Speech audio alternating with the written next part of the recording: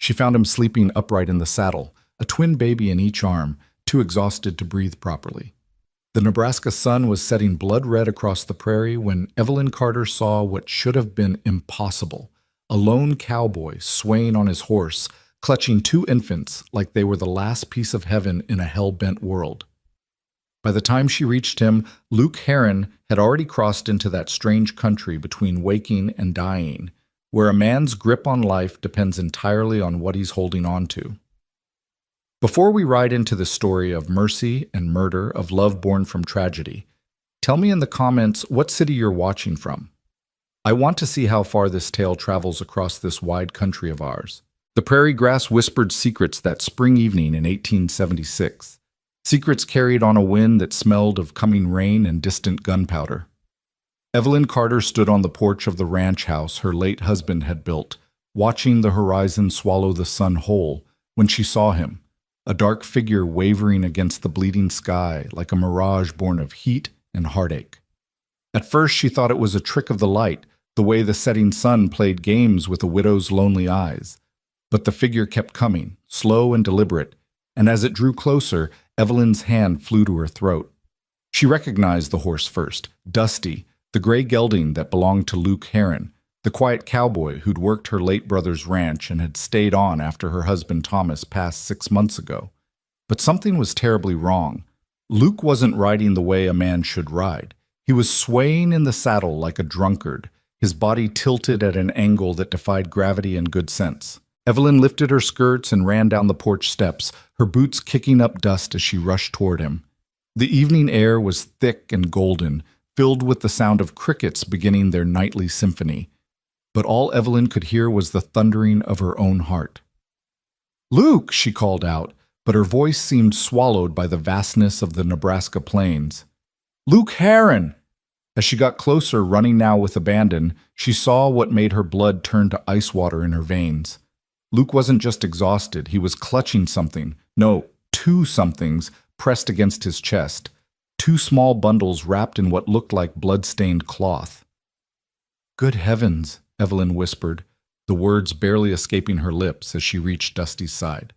The horse had stopped of his own accord, as if knowing his rider had reached the end of his strength. Steam rose from the animal's flanks, and his sides heaved with exhaustion. This horse had been ridden hard and long, pushed beyond what any decent man would ask. But Luke Herron wasn't any man, and what Evelyn saw next would prove that beyond any doubt. The cowboy sat rigid in his saddle, his spine straight as a fence post despite the exhaustion that pulled at every line of his weathered face. His arms were locked in a position that looked painful, each one cradling a small bundle. And from those bundles came the unmistakable sound that Evelyn hadn't heard on this ranch in more than 5 years, the mewling cry of babies. "Luke," Evelyn said again, this time more gently, reaching up to touch his boot. "Luke, can you hear me?" His eyes were closed. His chest rose and fell in shallow, rapid breaths that spoke of a man pushed far past his limits.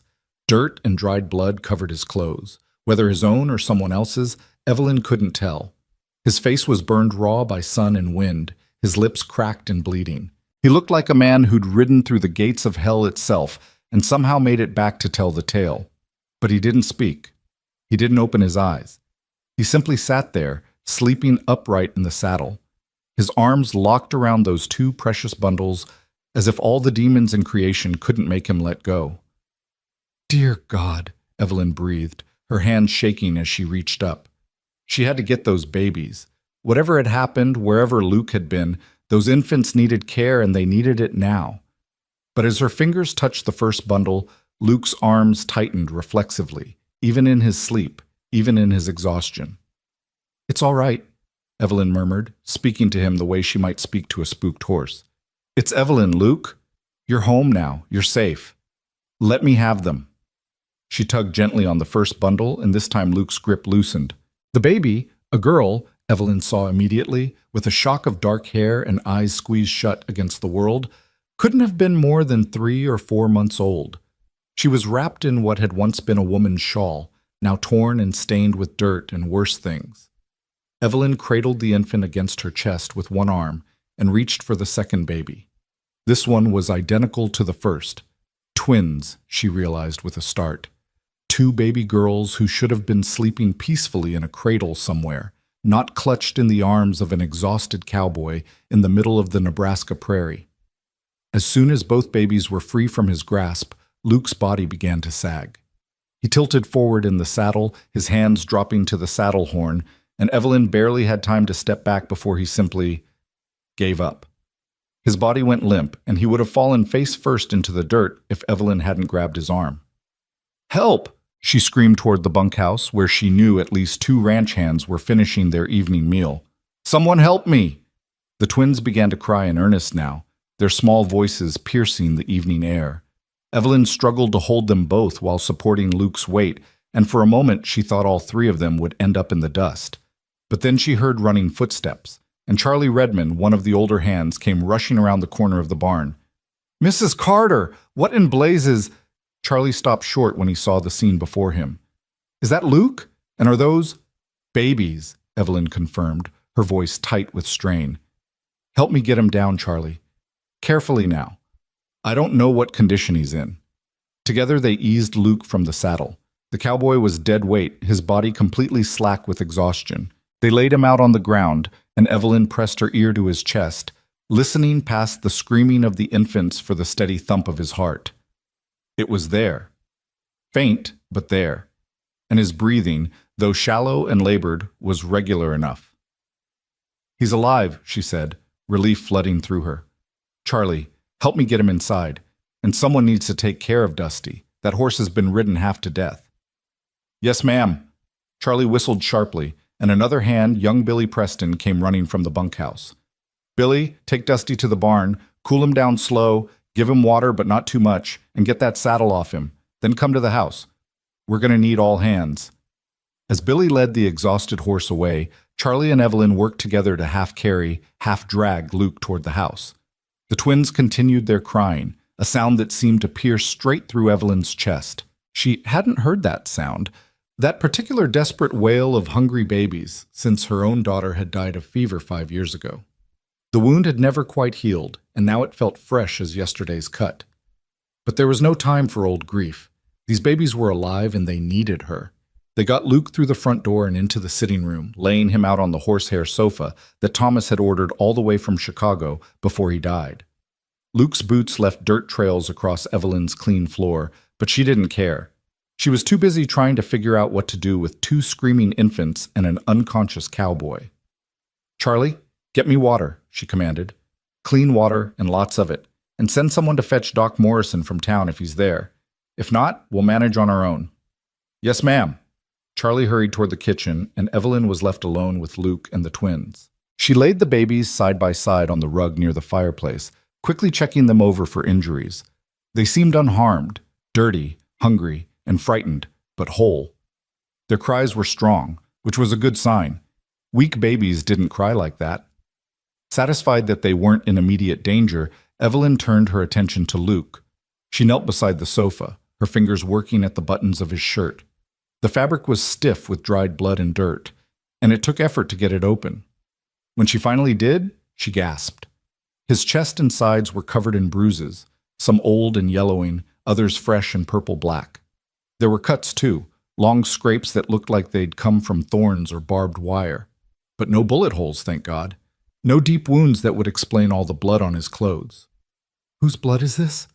Evelyn whispered, running her hands over his ribs, checking for breaks. Luke groaned softly at her touch, but didn't wake. "What happened out there, Luke Heron? What did you ride through to get here?"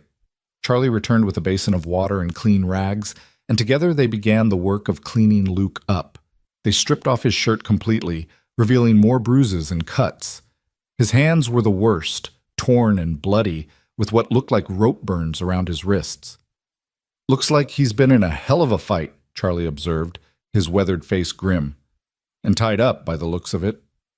"Or tied something," Evelyn murmured, remembering how tightly Luke had been holding those babies. Maybe he tied himself to the saddle so he wouldn't fall. That would explain why he was riding so strange-like. Charlie shook his head in admiration. "That's some kind of determination right there, Mrs. Carter. Most men would have given up and made camp." "Most men don't ride through death carrying babies," Evelyn said softly, wringing out a rag and gently cleaning Luke's face. Bachiti Pem. Neath the dirt and blood, he looked younger than his 32 years, his features slack with exhaustion. Whatever happened, Charlie? He thought it was important enough to nearly kill himself getting here. As if in response to her words, Luke's eyes suddenly flew open. They were wild, unfocused, darting around the room like a cornered animal seeking escape. "The babies!" he gasped, trying to sit up. "Where are the—" "Easy, easy, Ta." Evelyn pressed a hand to his chest, gently pushing him back down. "They're right here, Luke. They're safe. Look!" She pointed to where the twins lay on the rug, still crying but no longer in distress. "You did it. You got them here safely." Luke's eyes followed her gesture, and when he saw the babies, his whole body seemed to deflate. He closed his eyes again, and Evelyn saw tears leak from the corners, tracking through the dirt on his face. "Saved them," he whispered, his voice hoarse and broken. "Had to. Save them." "Or from what, Luke?" Evelyn asked gently. "What happened? Where did these babies come from?" But Luke was already sliding back into unconsciousness, his body's need for rest overriding everything else. His lips moved, forming words that Evelyn had to lean close to hear. "Dead Man's Crossing. All dead. Only them left. Couldn't leave them." Then he was gone again, his breathing evening out into the deep rhythm of exhausted sleep. Evelyn sat back on her heels, her mind racing. Dead Man's Crossing. She knew the place, a treacherous ford on the Platte River, about 30 miles northwest of here. It was a shortcut that wagon trains sometimes used, but it had earned its name honestly. The crossing was dangerous in good weather, deadly in bad, and the perfect place for an ambush. "Charlie," she said slowly, "how long would it take a man to ride from Dead Man's Crossing to here?" The old cowhand scratched his jaw, thinking. "In good conditions? Pushing hard? Maybe 4, 5 hours? But carrying babies? And looking like he's been through hell?" He shook his head. "I'd say more like 7, 8 hours, maybe more." Evelyn looked at the sky through the window. The sun was just about gone now, the last light fading to purple at the horizon. If Luke had left Dead Man's Crossing early this morning— "He's been riding all day," she said softly, "in this heat, without stopping, carrying 2 babies." "It's a miracle he made it at all," Charlie agreed. "A lesser man would have died halfway here, or given up and left the babies somewhere." But Luke Heron hadn't given up. He'd ridden through exhaustion and pain, through heat and fear, clutching those babies like they were the most precious cargo in the world. And now he lay unconscious on her sofa, having given everything he had to deliver them safely. The twins' cries grew more insistent, dragging Evelyn's attention back to them. They needed food, and they needed it now. She'd nursed her own daughter once, but that had been 5 years ago, and her milk had long since dried up.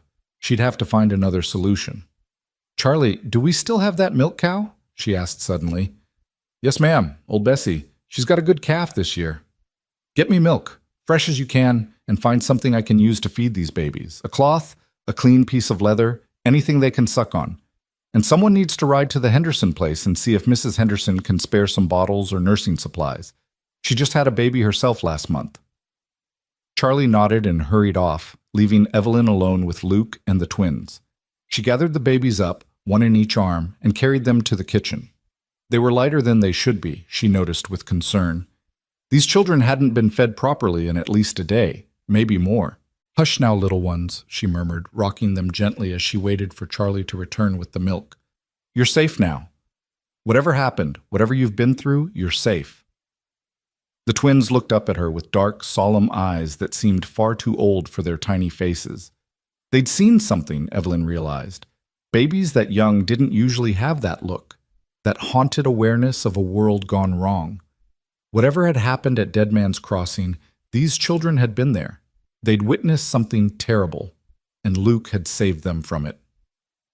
Charlie returned with milk still warm from the cow, and together they fashioned a makeshift feeding system using clean cloth strips soaked in milk. It wasn't ideal, but the twins latched on hungrily, sucking at the cloth with desperate enthusiasm. Evelyn fed them slowly, carefully, making sure they didn't choke in their eagerness to eat. As she fed them, she studied their faces. They were identical in every way. The same dark hair, the same brown eyes, the same small nose and delicate chin. Someone had loved these babies once, she thought.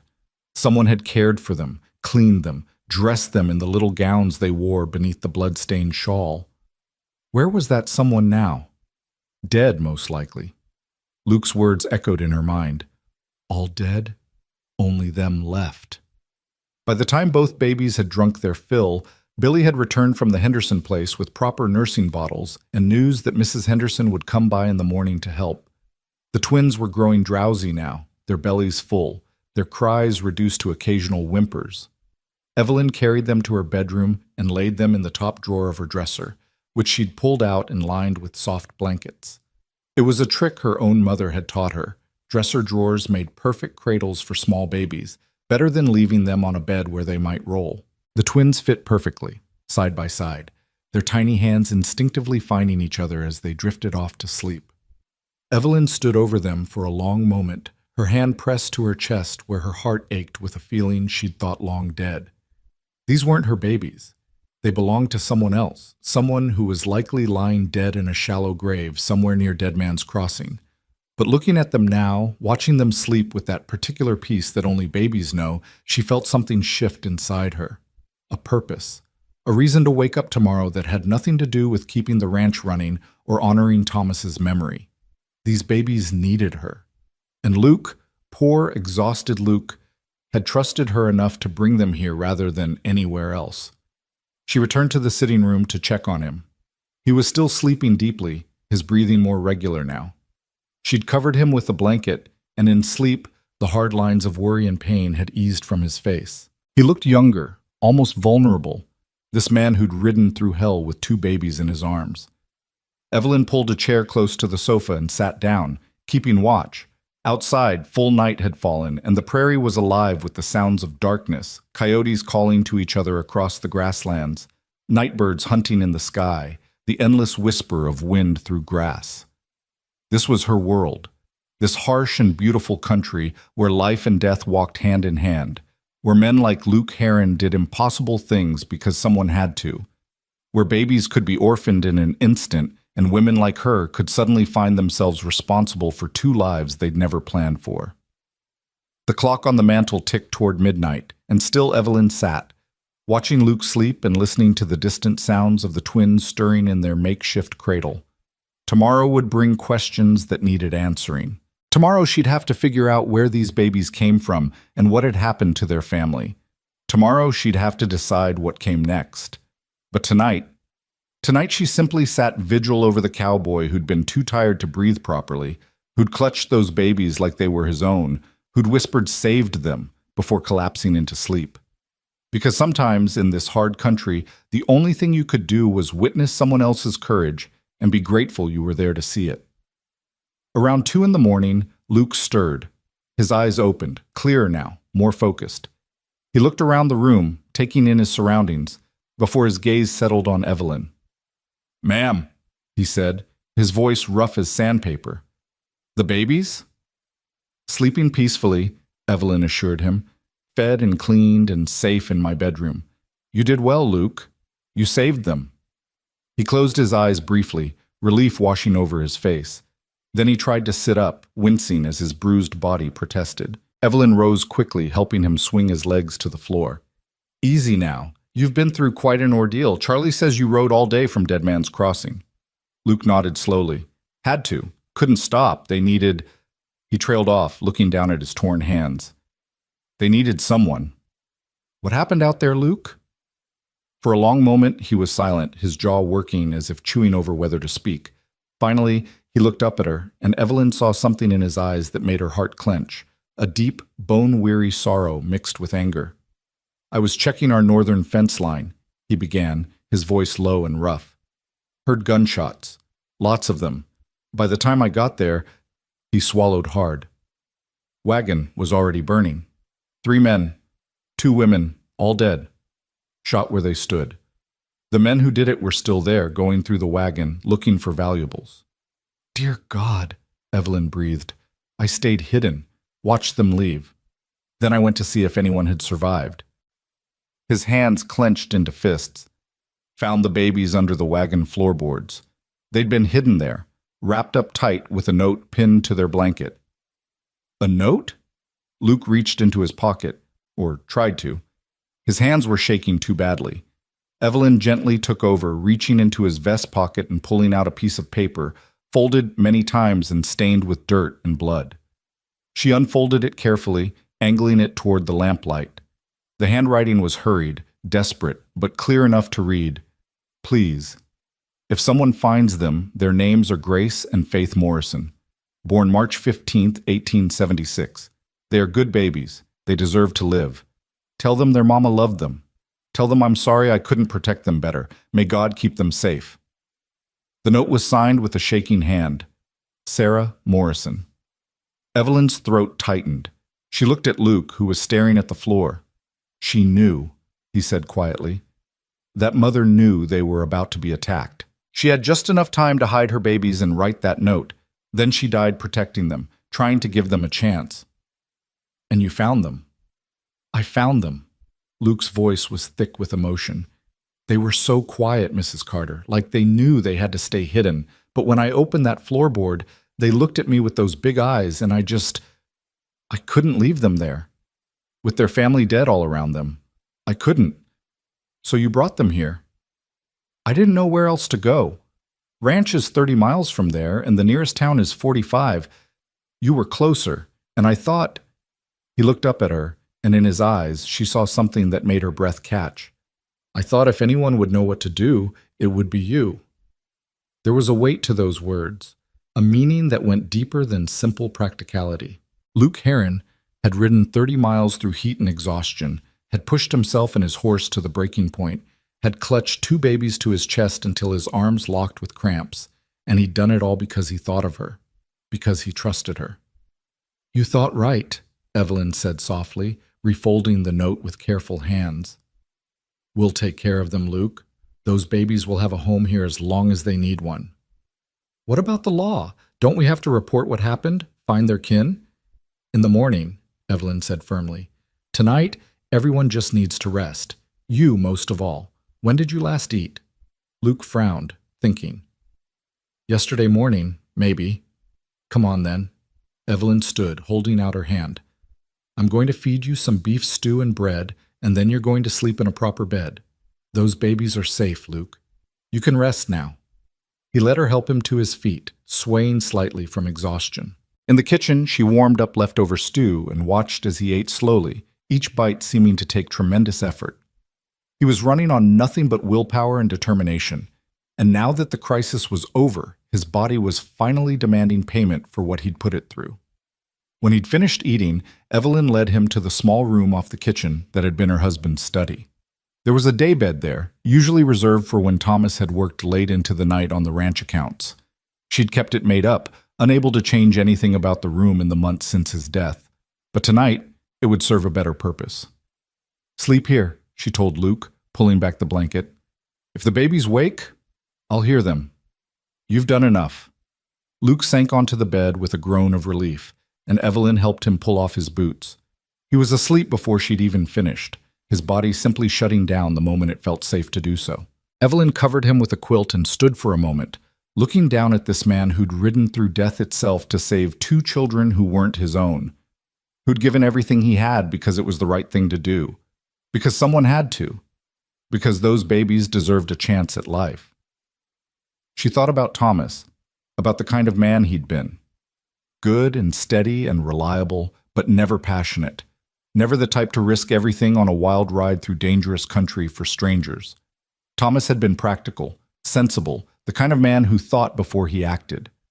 Luke Heron was different. Luke acted from the heart, from some deep well of conviction that made him do impossible things. And standing there in the lamplight, watching him sleep with that same exhausted peace she'd seen on the twins' faces, Evelyn realized something that made her chest tighten with an emotion she couldn't quite name. This man was dangerous. Not in the way outlaws were dangerous, but in the way that truly good men were dangerous. They made you believe in things you'd given up on.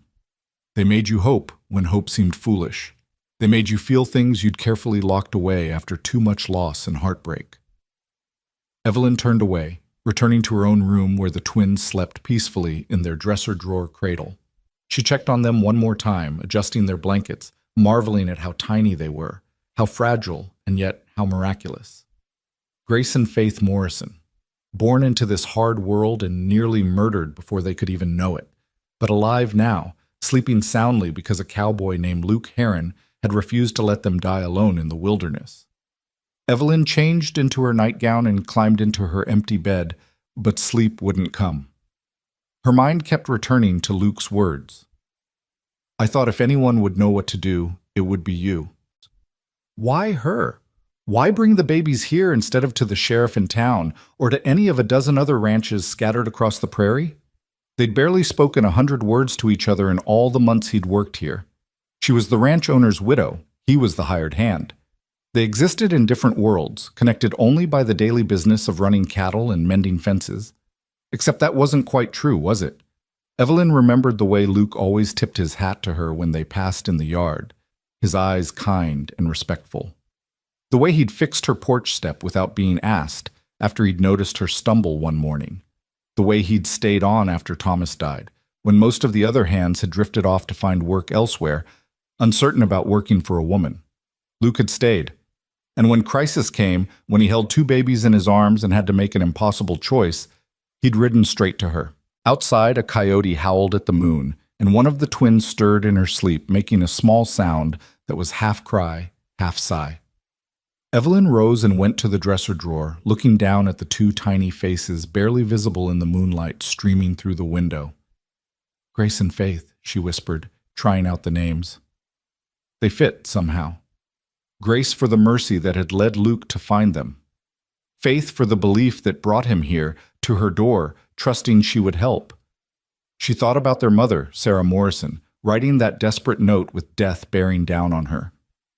What must she have felt, knowing she was about to die, hoping beyond hope that someone good would find her babies?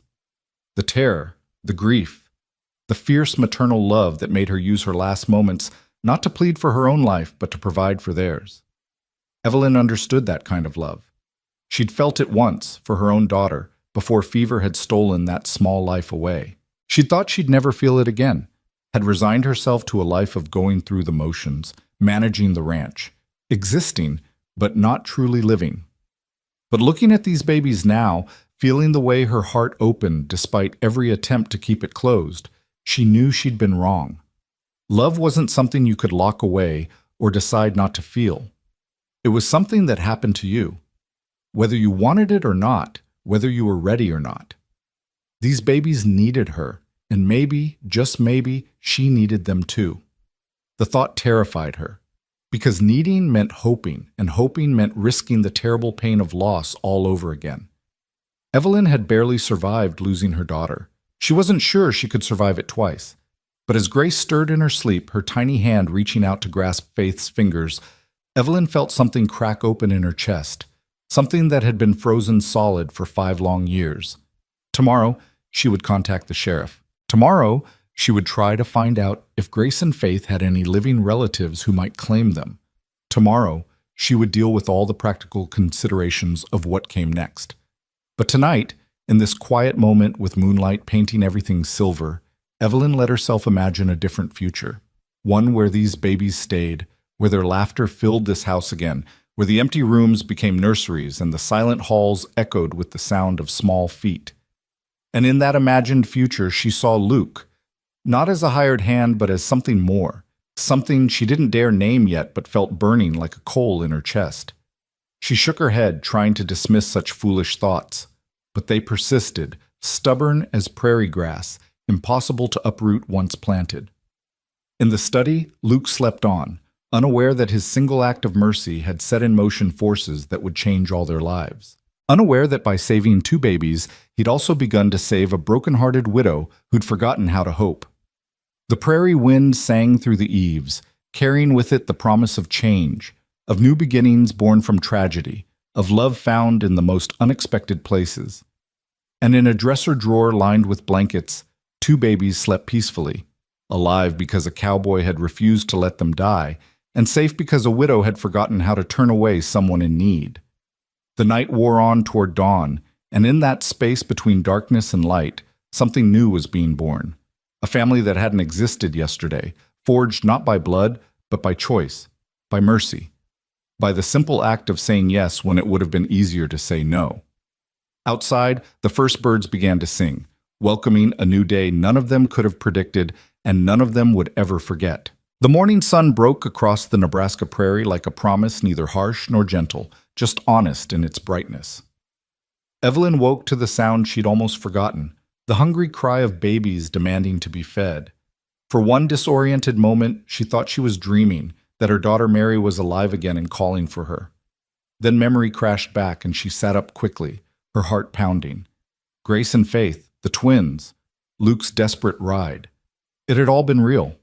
She hurried to the dresser drawer and found both babies awake, their faces scrunched up and red with indignation at being hungry and wet and generally displeased with the world. Despite everything, Evelyn smiled.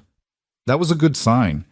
Babies who could work up a proper temper were babies with fight in them, and these two would need all the fight they could muster.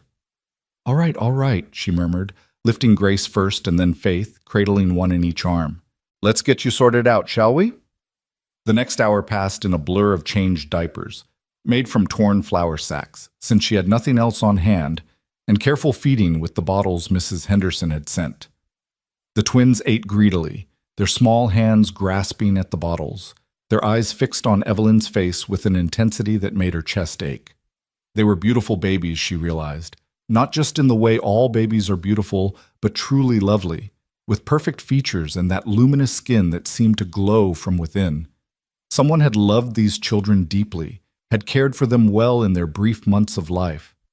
The tragedy of their loss hit Evelyn anew as she burped them gently, one on each shoulder. Your mama loved you, she whispered to them, remembering Sarah Morrison's desperate note. She loved you so much, she gave her life trying to keep you safe. Don't ever forget that. A sound from the hallway made her turn. Luke stood in the doorway, looking better than he had last night, but still worn around the edges. He'd washed his face and hands, but he wore the same torn, blood-stained clothes, and his eyes were shadowed with exhaustion that one night's sleep couldn't cure. Morning, ma'am, he said quietly. I heard them crying and thought maybe you needed help. I've got them for now, Evelyn replied. But you can help by eating some breakfast. There's coffee on the stove and biscuits in the warmer. Help yourself. Luke hesitated, as if unsure whether it was proper for a hired hand to eat in the main house kitchen. But hunger and exhaustion won out over propriety, and he nodded gratefully before disappearing toward the kitchen. When the babies were fed and settled, Evelyn laid them back in their makeshift cradle and went to join Luke. She found him at the kitchen table, eating slowly but steadily, his movements careful as if his body still hurt, which it probably did, given the bruises she'd seen last night. How are you feeling? She asked, pouring herself a cup of coffee and sitting across from him. Been better, Luke admitted. Been worse, too. I'll live. That's not exactly a ringing endorsement of your health. A ghost of a smile crossed his face. No, ma'am, I suppose it's not. But it's the truth. I'm sore and tired, but nothing's broken that time won't fix. Evelyn studied him over the rim of her coffee cup. In daylight, she could see details she'd missed last night, the way his dark hair curled slightly at his collar, the crow's feet at the corners of his eyes from squinting into too many suns, the surprising gentleness in hands that looked like they could break a man in half. Tell me more about what happened, she said. If you can. If it's not too hard to talk about. Luke set down his biscuit and stared at his plate for a long moment. When he spoke, his voice was low and controlled, but Evelyn could hear the anger underneath, carefully banked like coals waiting for wind. Like I said, I was riding fence line. It was early, maybe 7 in the morning. I heard shots, rifle fire, a lot of it, all at once. Then screaming, but it cut off quick. He paused, his jaw tightening. I rode toward the sound, but careful-like.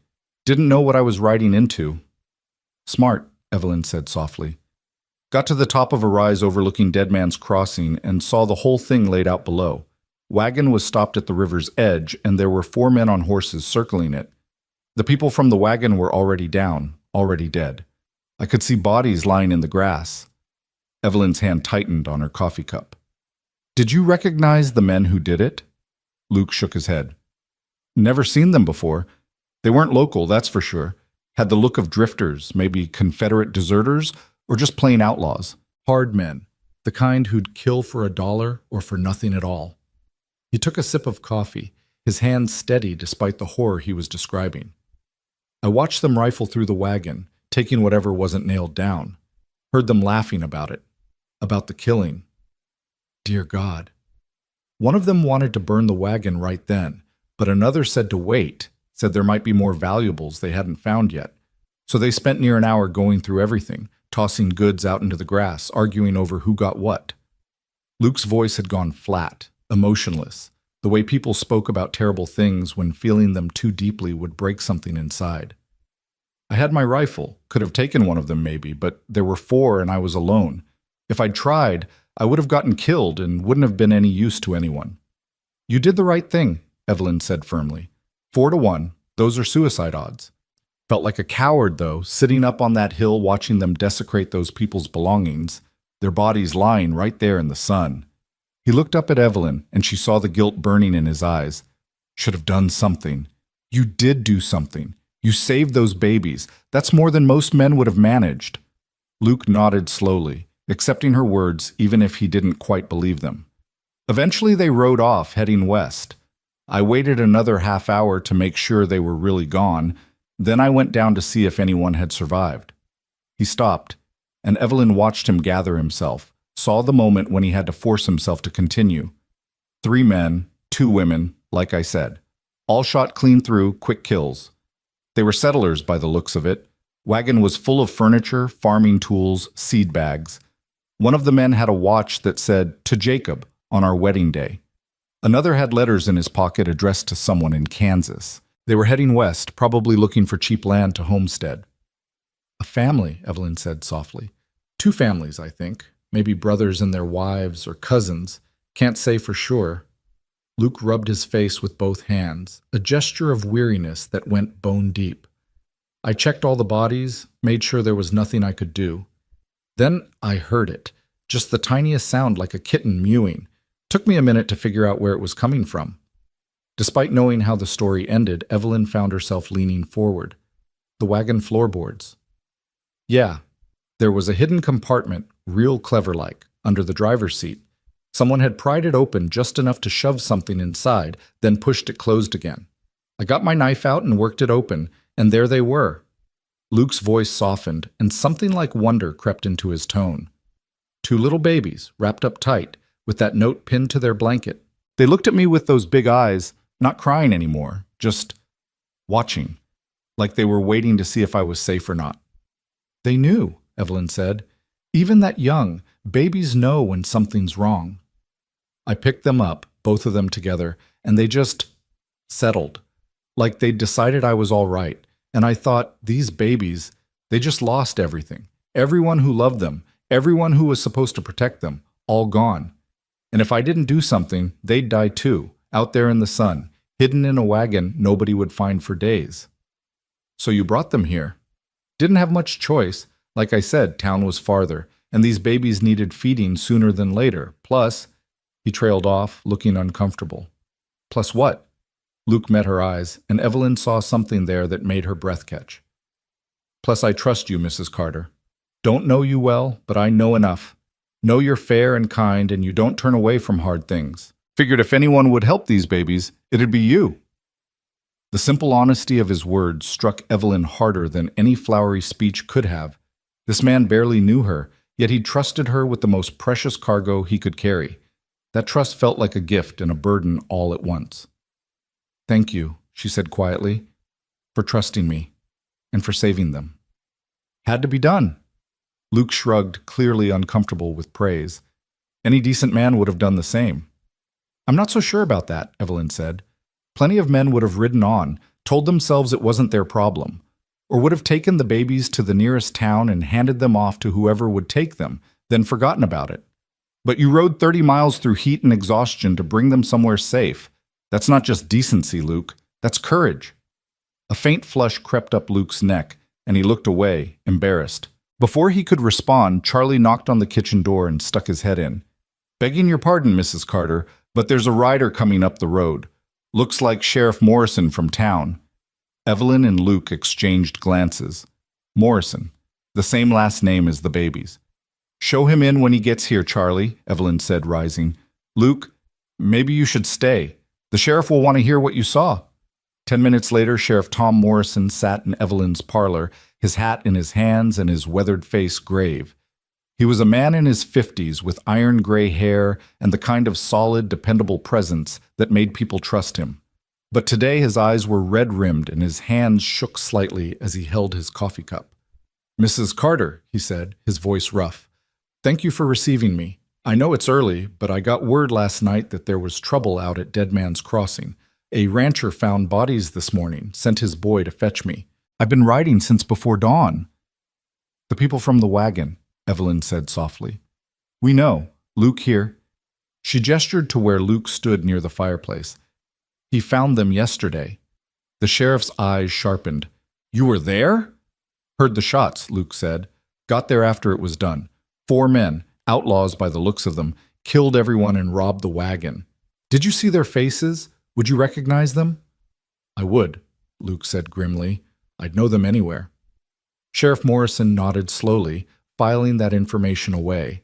Then he seemed to brace himself, his whole body going rigid. Mrs. Carter, I have to ask, were there any survivors? The rancher who found the scene said there were 5 bodies, but he thought there should have been more. There was a cradle in the wagon, baby things. Evelyn's heart clenched as she understood. The baby's name is Morrison. Your relation? The sheriff's face crumpled just for a moment before he pulled himself together with visible effort. My nephew Jacob, he and his wife Sarah, they were traveling with Sarah's brother and his wife, heading to Kansas to start fresh.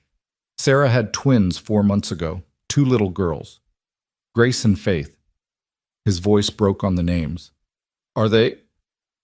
They're alive, Evelyn said quickly, and watched as relief so powerful it was almost painful washed over the sheriff's face. Luke found them hidden in the wagon and brought them here. They're sleeping in my bedroom right now, safe and sound. Sheriff Morrison stood abruptly, nearly knocking over his coffee. Can I see them? Please, I need to see them. Evelyn led him to her bedroom, where the twins were sleeping peacefully in their dresser-drawer cradle.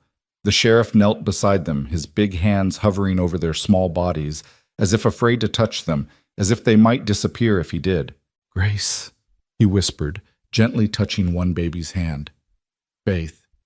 He touched the other, and tears began to roll down his weathered cheeks. Oh, Sarah, you brave girl! You saved them! He stayed like that for a long moment, just looking at the babies, his shoulders shaking with silent sobs. Evelyn stood in the doorway, giving him privacy for his grief. Behind her, she could sense Luke's presence, solid and quiet. Finally, Sheriff Morrison stood, wiping his eyes roughly. I'm sorry, ma'am, that was unseemly.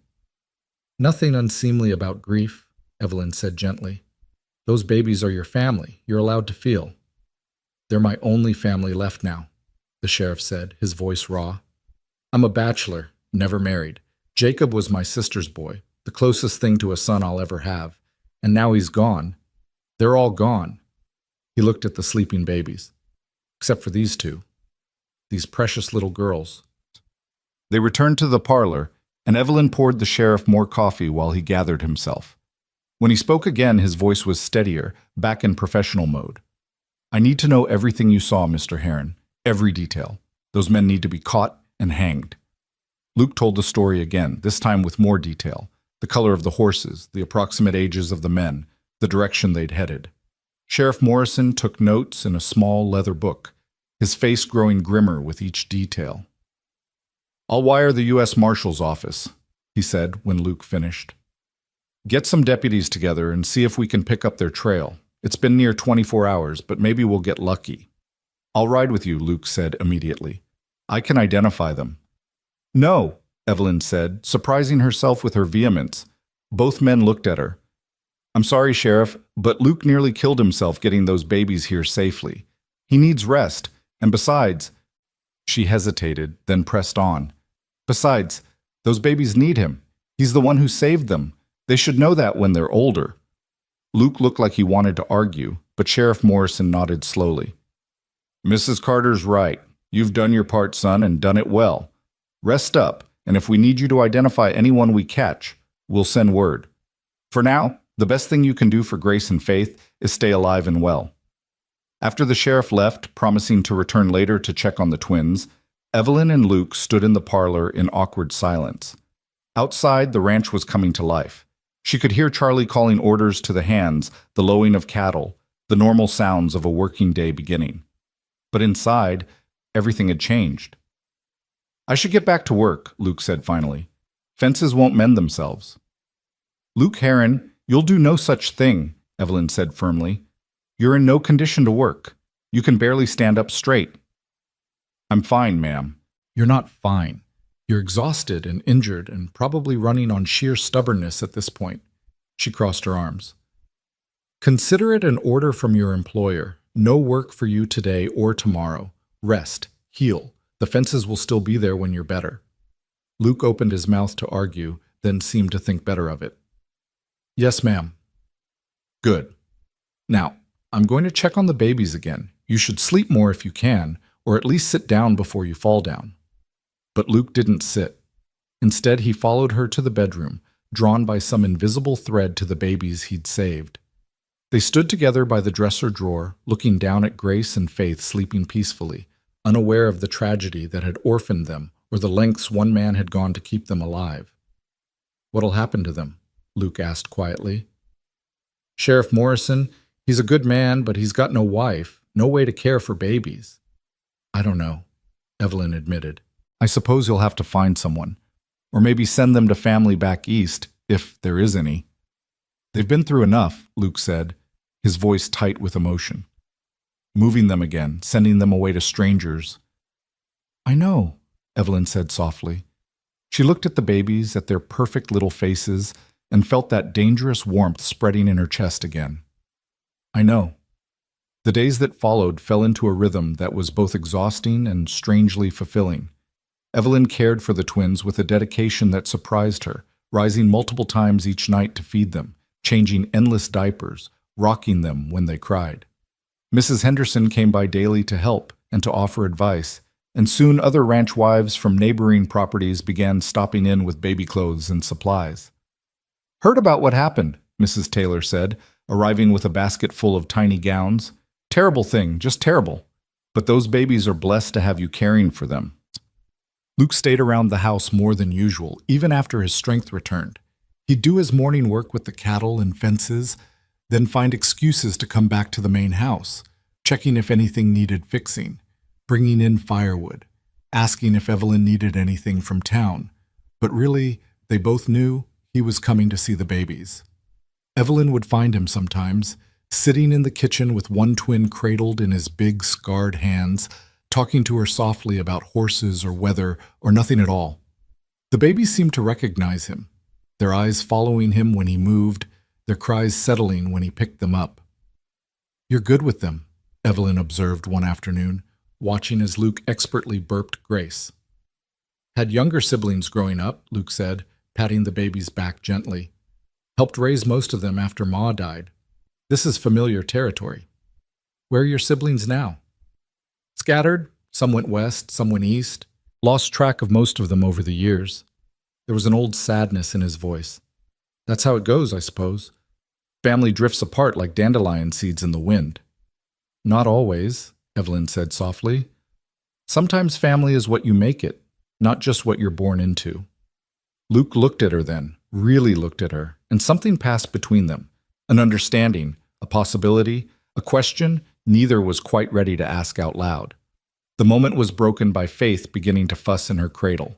Evelyn went to pick her up, and soon they were both occupied with the endless needs of infants. But the feeling lingered, hanging in the air like summer heat, impossible to ignore. That evening, after the babies were asleep and Luke had returned to the bunkhouse, Evelyn sat on her porch and watched the sun set over the prairie. Sheriff Morrison had stopped by earlier with bad news. The outlaws' trail had gone cold. They disappeared into the wilderness like ghosts, and without more to go on, the search was being suspended. I'm sorry, he'd said, his face haggard. Those men will answer for what they did. If not in this life, then in the next. But justice for my nephew and his family, I'm afraid it'll have to wait. Now, sitting alone in the gathering dusk, Evelyn thought about justice and mercy, about revenge and forgiveness.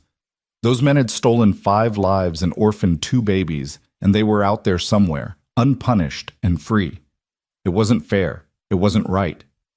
But then she thought about Grace and Faith, sleeping peacefully inside.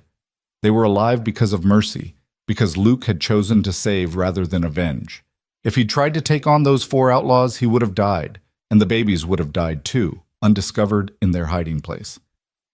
Sometimes, Evelyn realized, the best revenge was not revenge at all. It was choosing life over death, hope over despair. It was looking at 2 orphaned babies and saying, "You will not be another casualty. You will live." The screen door creaked and she turned to find Luke standing there. "Saw your lamp still on," he said. "Thought maybe something was wrong." "Just thinking," Evelyn said. "Couldn't sleep. Mind if I join you?" "Please."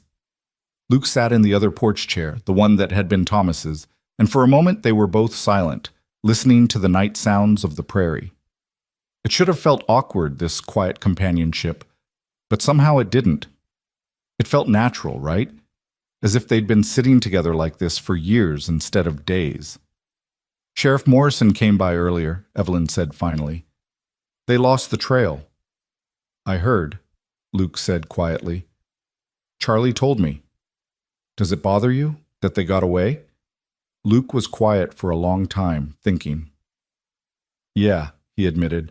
"It bothers me. Those men killed 5 people in cold blood, left 2 babies to die. They should hang for that." He paused. "But I've been thinking about something the sheriff said when he first came here. He asked if the babies were alive, and when you said yes, the look on his face, it was like someone had given him the world." He was so relieved, Evelyn remembered. "That's what matters in the end," Luke said. "Not that the bad men got away, but that the babies lived. That something good came out of all that evil. Justice would be nice, but mercy—" He looked at Evelyn. "Mercy is better." They sat in comfortable silence after that, until the moon rose full and bright over the grasslands. Inside, one of the babies began to cry, and Evelyn rose to attend to her. Luke rose too, following her inside without being asked, and together they cared for Grace and Faith in the lamplit kitchen, passing bottles and clean diapers between them with the easy coordination of long practice. This, Evelyn thought, as she watched Luke gently rock Faith while she fed Grace, this is what family looks like. Not always blood relations, not always planned or expected, but people who show up and stay and care, who choose each other day after day. "Luke," she said suddenly, the words coming before she could think better of them. "What if they didn't have to leave?" He looked up from Faith, his eyes questioning. "The babies," Evelyn clarified, though her heart was pounding. What if they stayed here? With me? With us?" Sheriff Morrison is a bachelor with no idea how to raise twin girls. He knows it, I know it. He's grateful they're alive, but he's already overwhelmed just thinking about taking care of them. Evelyn set down Grace's bottle, her hands trembling slightly. "But I could do it. I have this big house, plenty of room. The ranch is doing well enough to support them. And her voice caught. "I want them, Luke. I know it's only been a few days, but I can't imagine this house without them now." Luke's face had gone very still, very serious. "That's a big commitment, Mrs. Carter. Those babies, they'll need everything. Years of care, love, teaching. It's not like raising cattle." "I know that," Evelyn said, perhaps more sharply than she intended. "I raised a daughter before. I know what it takes." The pain of that loss flashed across her face before she could hide it. Luke's expression softened. "I'm sorry. I didn't mean to suggest you didn't."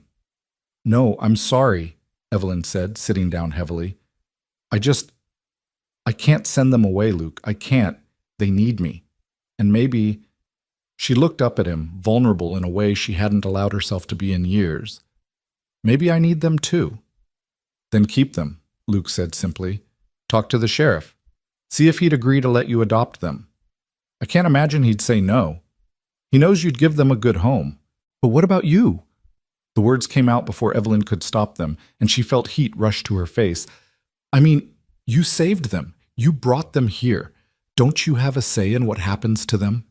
Luke was quiet for a long moment, looking down at Faith sleeping in his arms. When he spoke, his voice was careful, measured. I'd like to think I'd have a say, ma'am. I'd like to think that maybe I could stay and help, if you wanted, if you needed. Their eyes met across the kitchen, and Evelyn felt that pull again, stronger now. This man who'd ridden through hell with babies in his arms, who cared for them as gently as if they were his own, who looked at her like she was something precious and breakable and strong all at once. I think I'd like that, she said softly. I think I'd like that very much. Outside, the wind picked up, rattling the windows, and somewhere in the distance, a coyote called to its mate. Inside, two babies slept peacefully, unaware that their future was being decided by two people who barely knew each other but were beginning to understand that sometimes the strongest bonds are forged in crisis, tested by hardship, and sealed by the simple decision to stay.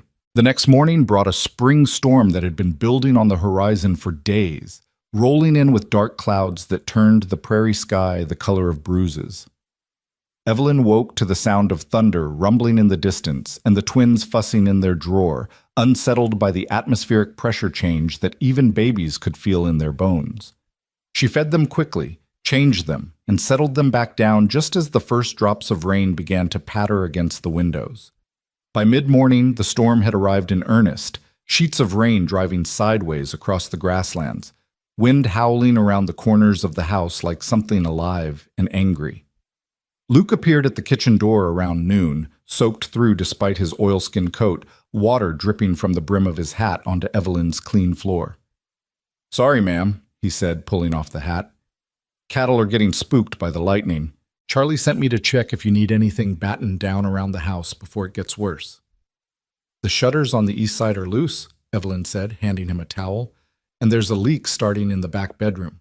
But Luke, you're drenched. Stay inside until this passes." "Can't, ma'am. Cattle won't wait on weather." But he took the towel gratefully, wiping his face. "I'll fix those shutters first, though, before I head back out." Evelyn watched him work from the kitchen window, his figure barely visible through the curtains of rain as he wrestled the shutters closed and latched them secure. He moved with purpose despite the storm, despite his exhaustion from the previous days. This was a man who did what needed doing, no matter the cost to himself. When he came back inside, she had coffee waiting and a plate of cold chicken and bread. "Eat," she commanded. "You can't work on an empty stomach." Luke didn't argue this time, just sat at her kitchen table and ate, while rain drummed on the roof and thunder shook the windows in their frames. The twins were awake in their cradle, watching the ceiling with wide eyes, as if they could see the storm through the wooden boards above them. "They seem calm," Luke observed, glancing toward the bedroom where the babies lay. "Most babies would be screaming their heads off in weather like this." "They've been through worse than a storm," Evelyn said quietly. "Maybe they know the difference between noise that can hurt them and noise that's just noise." "That's a hard lesson for such little ones to learn." Luke set down his coffee cup, his expression distant. "No child should have to learn that so young." Evelyn studied him across the table, this man who seemed to carry the weight of the world on his shoulders despite having no obligation to do so. "Luke, can I ask you something?" "Yes, ma'am." "Why did you really bring them here? To me, specifically?" She leaned forward slightly. "You said you trust me, but we barely know each other. You could have taken them to any number of places closer than here."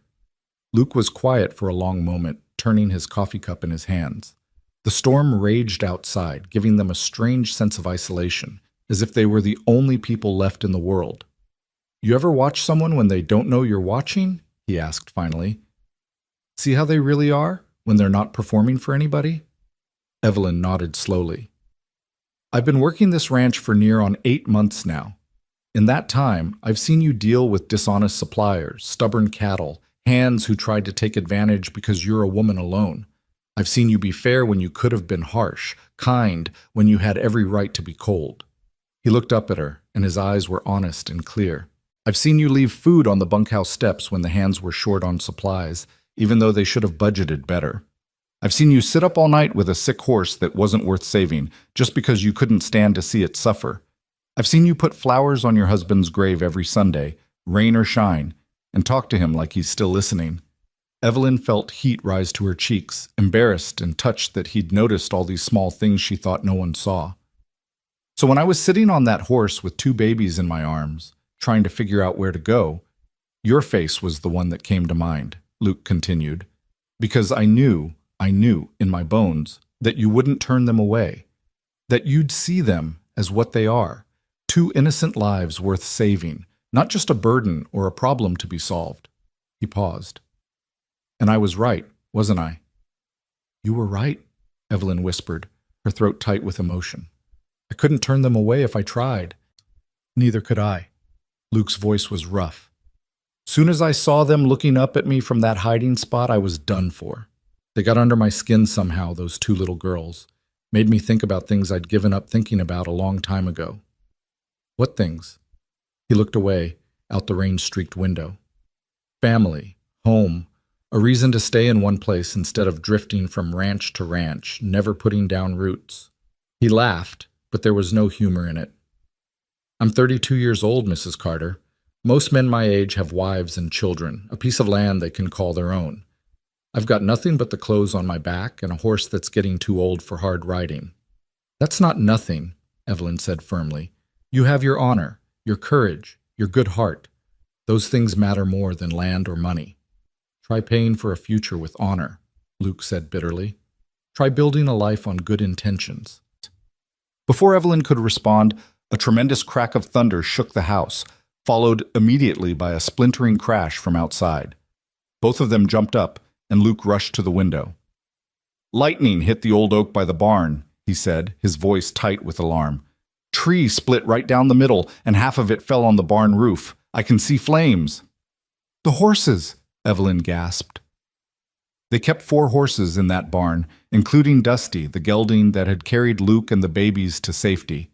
Luke was already moving, grabbing his hat and coat. Stay here with the babies. I'll get the horses out. I'm coming with you, Evelyn said, reaching for her own coat. You can't manage 4 panicked horses alone in this storm. Mrs. Carter, those are my horses in my barn, and I'm coming. Her tone left no room for argument. The babies will be fine for a few minutes. They're safe inside. They ran out into the storm together, the wind nearly knocking Evelyn off her feet. Rain lashed at them horizontally, cold and sharp as needles. Through the sheets of water, she could see orange flames licking up from the barn roof where the tree had punched through, the fire somehow persisting despite the downpour. The barn doors were already open, and Charlie was inside trying to calm the horses, who were screaming and kicking at their stalls in terror. Smoke was beginning to fill the space, thick and acrid. Get them out, Luke shouted over the roar of wind and fire. Don't try to lead them. Just open the stalls and let them run. They'll head for the paddock on their own. Together, the 3 of them worked to release the panicked animals.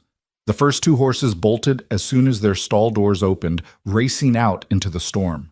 The third, a young mare named Daisy, was too frightened to move, pressing herself into the back corner of her stall and rolling her eyes white with fear. I've got her, Luke said, ducking into the stall. Evelyn watched as he approached the terrified horse slowly, speaking in a low, calm voice that somehow carried over the chaos.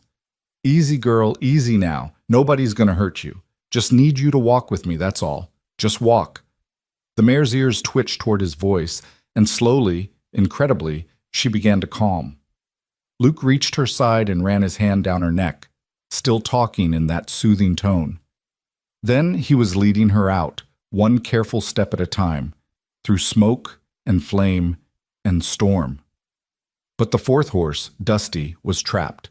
Part of the fallen tree had crashed through the roof directly above his stall, blocking the door with burning branches. The old gelding was kicking at the walls, trying to break free, his screams cutting through Evelyn's heart like knives. We can't reach him, Charlie shouted, coughing in the smoke. The whole roof is going to come down any second. We need to get out. No, Luke said flatly.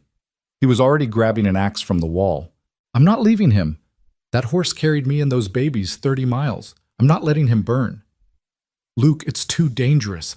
Evelyn started, but he was already moving toward Dusty's stall, swinging the axe at the burning branches that blocked the door.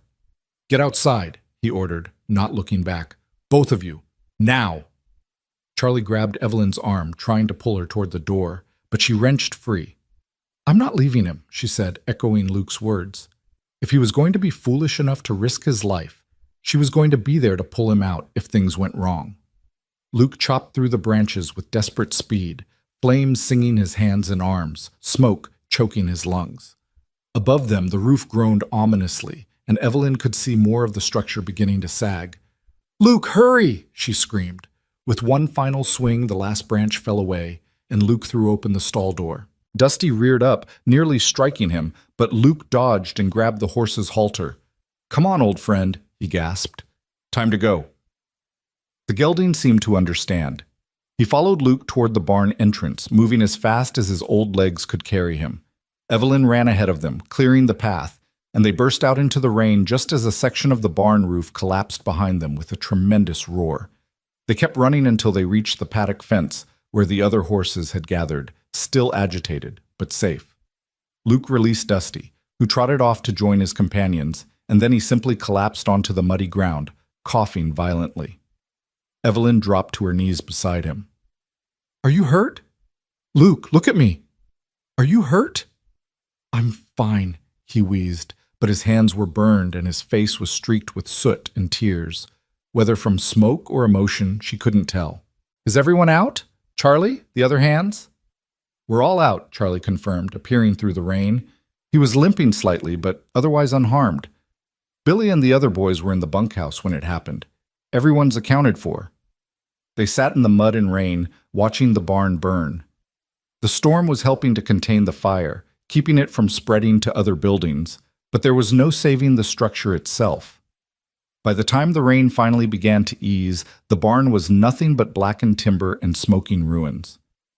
"I'm sorry, Mrs. Carter," Charlie said quietly. "That was a good barn. Your husband built it himself the first year you came here."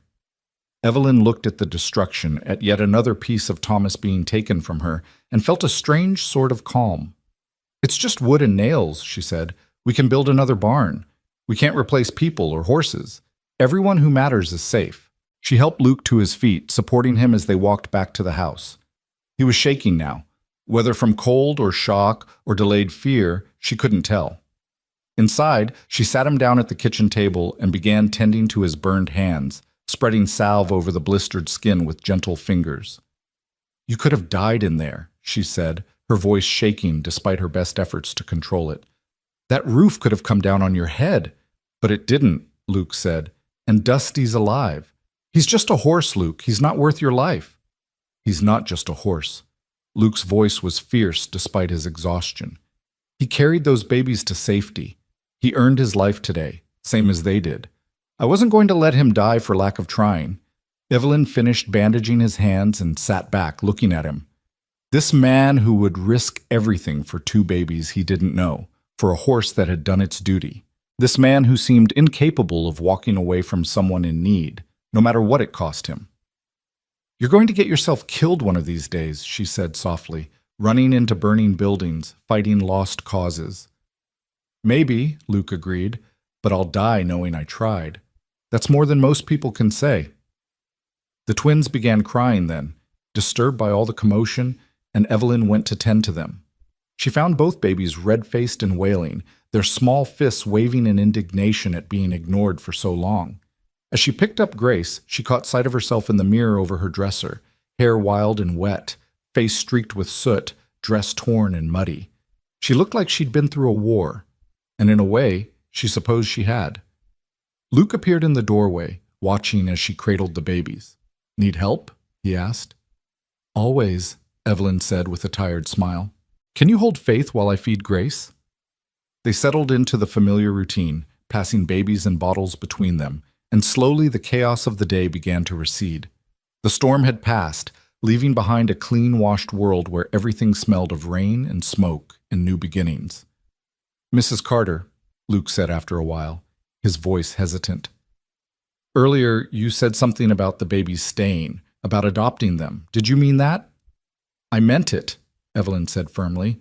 I'm going to talk to Sheriff Morrison tomorrow, see what needs to be done legally. Those babies belong here, Luke. This is their home now. And what about me? The question came out so quietly she almost missed it. Do I belong here too? Evelyn looked at him over Grace's small head, this man who'd saved her horses and held her babies and made her feel things she'd thought dead and buried with Thomas. I think you do, she said carefully. If that's what you want. If you want to stay and help raise them, help rebuild the barn, help run this ranch, I'd welcome it. As what? Luke pressed. As a hired hand? As help with the babies? What exactly are you offering, Mrs. Carter? The question hung between them, heavy with implications neither of them was quite ready to name. Evelyn's heart hammered in her chest as she searched for the right words. I'm offering a partnership, she said finally. Someone to help me make decisions about this place, about those babies. Someone I can trust. Someone who... She trailed off, losing courage. Someone who what? Luke's eyes were intent on her face. Someone who stays, Evelyn whispered. Not because they're paid to, but because they want to. Because this place matters to them. Because the people here matter. The people, Luke repeated, meaning the babies. Meaning all of us, Evelyn said, her voice trembling but clear. The babies. The ranch. Me. The words fell into silence. Faith had finished her bottle and was drowsing in Luke's arms, her tiny hand wrapped around his thumb. Grace was already asleep against Evelyn's shoulder. In the quiet kitchen, with the late afternoon sun breaking through the storm clouds and painting everything gold, they looked like a family, not the family either of them had planned or expected, but a family nonetheless. I want to stay, Luke said finally. Not just for the babies, though God knows they've gotten under my skin, but for you too, Mrs. Carter. For Evelyn. He said her name carefully, as if testing its weight on his tongue. If that's not too forward. It's not too forward, Evelyn said, though her cheeks burned. It's honest. And I appreciate honesty. Then I'll be honest, Luke said, shifting Faith in his arms so he could look at Evelyn directly. I think about you more than is probably proper for a hired hand to think about his employer. I think about you in the morning when I'm out with the cattle, wondering if you're managing all right with the babies. I think about you at night when I'm trying to sleep, wondering if you need help or if you're sitting alone in that big house wishing things were different. He paused. And I think about what it would be like to have a real home, with you and those babies, instead of just a job that'll end when the season changes or the money runs out. Evelyn couldn't breathe. She'd suspected he felt something, had seen it in the way he looked at her, the way he always found excuses to stay near the house. But hearing him say it out loud, hearing him lay his heart bare like this, was overwhelming. Luke? She began, not sure what she was going to say, but he held up a hand. Let me finish, he said. I know this is fast. I know we barely know each other in the way people usually know each other before they start thinking about futures together. But these past few days, taking care of those babies with you, working beside you, seeing how strong and kind and good you are, it's shown me more about you than a year of polite conversation could have. And I like what I see. More than like, if I'm being completely honest. What are you saying? Evelyn whispered, though she thought she knew, though her heart was racing so fast she felt dizzy. I'm saying I want to stay, not as hired help, but as... He struggled for words. As someone who has a stake in this place, in those babies' futures, in your future, if you'll have me. That sounds an awful lot like you're proposing something, Evelyn said, her voice barely audible. Maybe I am, Luke said. Maybe I'm saying that those babies need a father as much as a mother, that this ranch needs someone to help run it properly, that you need someone who'll stand beside you, not behind you, and maybe, just maybe, I'm saying that I could be that person, if you'd let me. Evelyn looked down at Grace sleeping in her arms, then across at Faith cradled against Luke's chest, then finally at Luke himself, this good, brave, impossible man who'd ridden into her life carrying 2 babies and somehow made her believe in second chances. It's too fast, she said, but her voice lacked conviction. Is it? Luke challenged gently. We've been through more in the past week than most couples go through in a year. Fire and death and birth and fear and hope. If that doesn't show you who a person really is, what does? People will talk, Evelyn said. A widow remarrying so quickly, to a hired hand, no less. Let them talk, Luke said firmly. Their opinions don't keep those babies fed. Their opinions don't rebuild that barn or keep this ranch running. Their opinions don't matter one damn bit compared to what's real and what's right. And what's right? Evelyn asked. How do we know this is right and not just two lonely people grabbing at something because it's there? Luke was quiet for a moment, thinking. Then he said, I can't speak for you. But for me, this isn't about loneliness. This is about recognition, like seeing something you didn't know you'd been looking for your whole life, and suddenly understanding that everything before was just waiting. Waiting for this moment, this person, this choice. He looked at her steadily. Does that sound like I'm just grabbing at something convenient? No, Evelyn admitted. It sounds like you've been thinking about this a lot. I have been, Luke said. All through last night, lying awake in that little room, hearing the babies cry and hearing you get up to tend them. All through today, working in the rain and fighting that fire and thinking, I might not make it out to tell you any of this. I've been thinking about what matters and what doesn't, what's worth fighting for and what's worth letting go. He paused. And I've decided you're worth fighting for. Those babies are worth fighting for. This, whatever this is between us, is worth fighting for. Evelyn felt tears prick her eyes, and she blinked them back angrily. She'd cried enough over the past few years, mourning Thomas, mourning her daughter, mourning the life she'd thought she'd have. She didn't want to cry anymore, not even happy tears. And she blinked them back angrily. She'd cried enough over the past few years, mourning Thomas, mourning her daughter, mourning the life she'd thought she'd have. She didn't want to cry anymore, not even happy tears. But they came anyway, sliding down her cheeks as she looked at this man who'd somehow seen past all her walls and defenses to the lonely, frightened woman beneath. This man who wasn't asking her to be anything other than herself, strong and capable and in need of help all at once. I'm scared, she whispered. I'm scared to hope for this. Every time I've loved something, it's been taken away. My daughter, my husband. What if I let myself love you and those babies and then you'll have loved, Luke interrupted gently. You'll have been brave enough to try again. That's all anyone can do, Evelyn. Try and hope and take the risk. But what if it's not enough? What if it is, he countered. What if we take this chance and it works? What if those babies grow up happy and healthy with two parents who love them? What if you and I build something real here, something that lasts? You make it sound so simple, Evelyn said through her tears. It is simple, Luke said. Not easy, but simple. Do you want this? Do you want me to stay, to help raise these babies, to be your partner in all of it?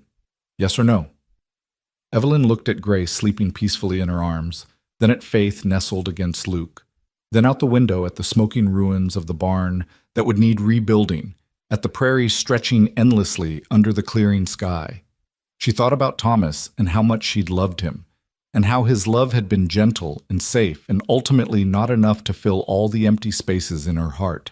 Then she thought about Luke, who was neither gentle nor safe, who challenged her and scared her and made her feel more alive than she'd felt in years.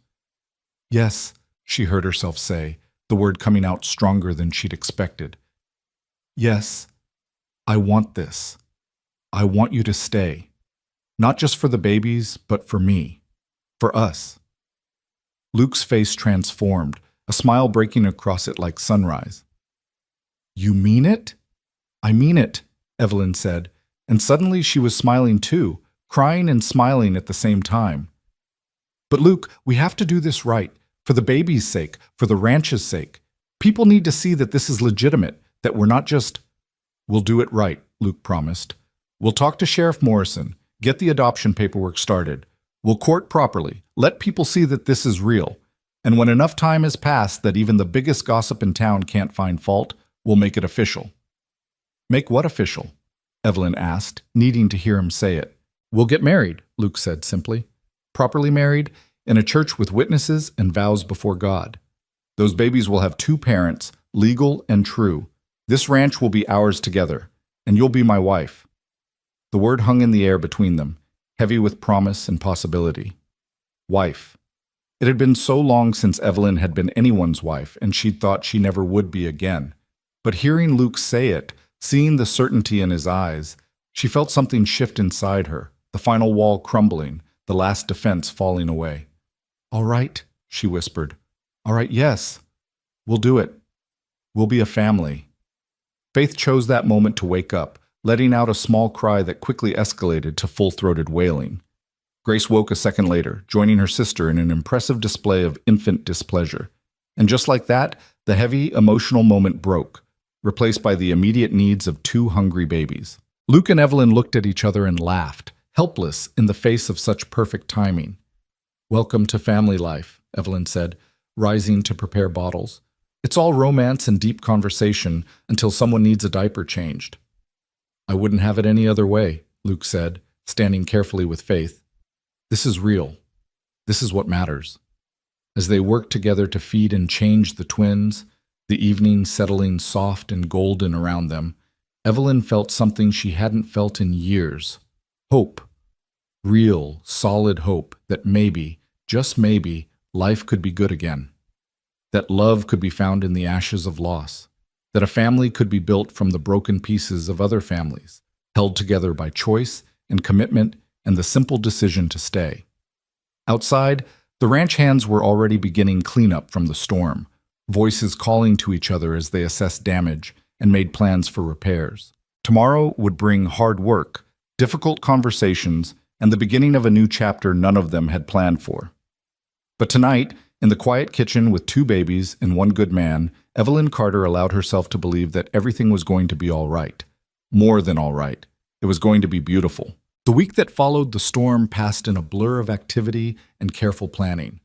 Sheriff Morrison came by 3 days after the fire, his weathered face showing both relief and resignation as he sat in Evelyn's parlor with a cup of coffee, going cold in his hands. "I've been thinking about those girls," he said without preamble, his eyes drifting to where the twins lay sleeping in their cradle. "Thinking about what's best for them, not what's easiest for me." "And what have you concluded?" Evelyn asked, though her heart was already hammering with hope. "That they need a mother more than they need an old bachelor uncle who doesn't know the first thing about raising children," Morrison said heavily. "I love those babies, Mrs. Carter. They're all I have left of my nephew and his wife. But love isn't always enough, is it? Sometimes love means knowing when to step aside." Luke, who'd been standing quietly near the fireplace, spoke up. "You're not stepping aside, Sheriff. You're choosing what's best for them. That takes a different kind of courage." Morrison looked at him with something like gratitude. "You saved them, son. Brought them here when they needed saving most. I reckon you've earned a say in their future, too." He turned back to Evelyn. "If you're willing, Mrs. Carter, I'd like to sign over guardianship to you. Legal and proper. The twins would be yours to raise as you see fit, with all the rights and responsibilities that entails." Evelyn's throat tightened. "I'm willing. More than willing. Those babies have become—" She struggled for words. "They've become my reason for waking up each morning. I can't imagine this house without them anymore." "Then we'll draw up the papers," Morrison said, relief evident in his voice. "I'll still visit, if that's all right. Still be Uncle Tom to them. But you'll be their mother in every way that counts." "Always welcome," Evelyn assured him. "They should know their uncle, know where they came from." "We'll make sure they remember their parents, too, when they're old enough to understand." After Morrison left, promising to return with the necessary legal documents, Evelyn found herself on the porch again, watching the sun sink toward the horizon. Luke joined her a few minutes later, 2 cups of coffee in his hands. "You did good in there," he said, handing her one, giving him the dignity of choosing instead of just taking the babies from him. "He's their family," Evelyn said simply. "Just because I'm going to raise them doesn't mean I should erase where they came from." She sipped her coffee, letting the warmth spread through her. "Did you mean what you said? About earning a say in their future?" "Every word," Luke confirmed. "Those babies and we've been through something together. Sounds foolish, maybe, but I feel connected to them, like we're bound somehow." "It's not foolish," Evelyn said softly. "You saved their lives. That creates a bond that can't be broken." She paused, then added carefully, "You should be there when we sign the papers. As a witness, officially. But also because Because you're going to be their father, aren't you? When we marry. The words hung between them, making real what they'd only danced around before. Luke set down his coffee cup and turned to face her fully. Is that what you want? For me to be their father? I think it's what they need, Evelyn said. And what I want. But Luke, fatherhood isn't something you can do halfway. It's not just living in the house and helping with chores. It's being there for them, always. Through sickness and health, through good times and hard. It's putting them first before your own wants or needs. I know what it means, Luke said quietly. I helped raise my siblings, remember? I know about midnight fevers and endless questions and the way children can break your heart just by growing up. He reached out and took her hand, his touch gentle despite his calloused palm. I'm ready for it, Evelyn. All of it, the joy and the heartbreak and everything in between. Then we do this right, Evelyn decided. We court properly for a few months. Let people see that this isn't some wild impulse. We get the adoption papers finalized. We rebuild the barn and get the ranch running smooth again. And then, when spring comes and everything's settled, we marry. Spring, Luke repeated, a smile tugging at his lips. That's 4 months away. 4 months to make sure we're doing this for the right reasons, Evelyn said firmly. 4 months for people to get used to seeing us together. 4 months to build something real and lasting. 4 months is a long time, Luke observed, but he was still smiling. 4 months is nothing compared to forever, Evelyn countered. And that's what we're talking about here, isn't it? Forever. Forever, Luke agreed, squeezing her hand. I can wait 4 months for forever. But forever had a way of arriving faster than expected, and the path to it was rarely smooth. 2 weeks after their conversation, a woman arrived at the ranch in an expensive carriage, dressed in black silk that spoke of mourning and money in equal measure. She introduced herself as Elena Ward, and she'd come all the way from Philadelphia with news that shattered the fragile peace they'd been building. I'm Sarah Morrison's aunt, she explained, sitting stiffly in Evelyn's parlor while the twins napped upstairs. Her mother's sister. I only just learned of her death through a letter from Sheriff Morrison. I came as quickly as I could. Evelyn felt ice form in her stomach. I'm so sorry for your loss, Mrs. Ward. Sarah must have been very dear to you. She was my goddaughter, Elena said, her voice tight with grief. I helped raise her after her mother died. I was at her wedding. I sent gifts when the twins were born. She paused, composing herself. And now I'm here to collect them. To take them home to Philadelphia where they belong. No. The word was out of Luke's mouth before he could stop it. He'd been standing near the door, but now he stepped forward, his face hard. Those babies are staying here. Elena turned to look at him with cool, appraising eyes. And who are you, exactly? Luke Heron. I'm the one who found them after the attack. I'm the one who brought them here to safety. Then I'm grateful to you, Mr. Heron, Elena said, her tone softening slightly. Truly, but gratitude doesn't change the facts. Those children are my great-nieces. They're family. They belong with me. Evelyn found her voice, though it shook. Mrs. Ward, with all due respect, Sheriff Morrison has already agreed to transfer guardianship to me. The papers are being drawn up as we speak. Tom Morrison is a good man, but he's grieving, Elena said. He's not thinking clearly about what's best for those children long term. They need more than a ranch in the middle of nowhere can provide. They need education, culture, opportunities. They need a proper home. This is a proper home, Luke said, his voice dangerous. These babies have been thriving here. They're loved and cared for. You can't just show up and take them away. I can, actually, Elena said, though she didn't sound happy about it. I'm their closest living relative besides Tom, and I have the means to provide for them properly. Any judge would rule in my favor. Then we'll fight you in court, Evelyn said, though her heart was sinking. She knew Elena was probably right. A wealthy relative from back east versus a widow rancher in Nebraska? The law would favor blood and money every time. Please don't make this a fight, Elena said, and for the first time, Evelyn heard real emotion in her voice. I know you've grown attached to them. I can see that you've cared for them well, but they're all I have left of Sarah. Can you understand that? They're all I have left. The words hit Evelyn like a physical blow because she did understand. She understood exactly what it felt like to lose everything and cling desperately to what remained. She understood grief and loneliness and the aching need for family, but understanding didn't make it hurt any less.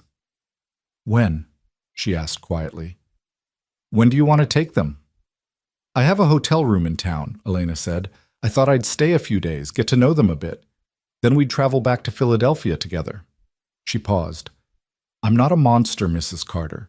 I know this is hard for you, but I truly believe this is what's best for Grace and Faith." After Elena left, promising to return the next day, Evelyn went upstairs to where the twins were sleeping. She stood over their cradle, tears streaming down her face, as she watched their small chests rise and fall with each breath. Luke came up behind her, wrapping his arms around her waist and pulling her back against his chest. "We can't let this happen," he said fiercely. "We can't let her take them." "What choice do we have?" Evelyn asked brokenly. "She's right, Luke. Any court would side with her. She's family. She's wealthy. She can give them things we never could." "She can give them money and fancy schools," Luke said. "But can she give them what they really need? Can she love them the way you do, the way we do?" "Love might not be enough," Evelyn whispered. "It wasn't enough to save my daughter from fever. It wasn't enough to keep Thomas alive. Maybe love is never enough." Luke turned her around, his hands on her shoulders, forcing her to look at him. "Don't say that. Don't you dare give up on them without a fight." "What kind of fight?" Evelyn demanded.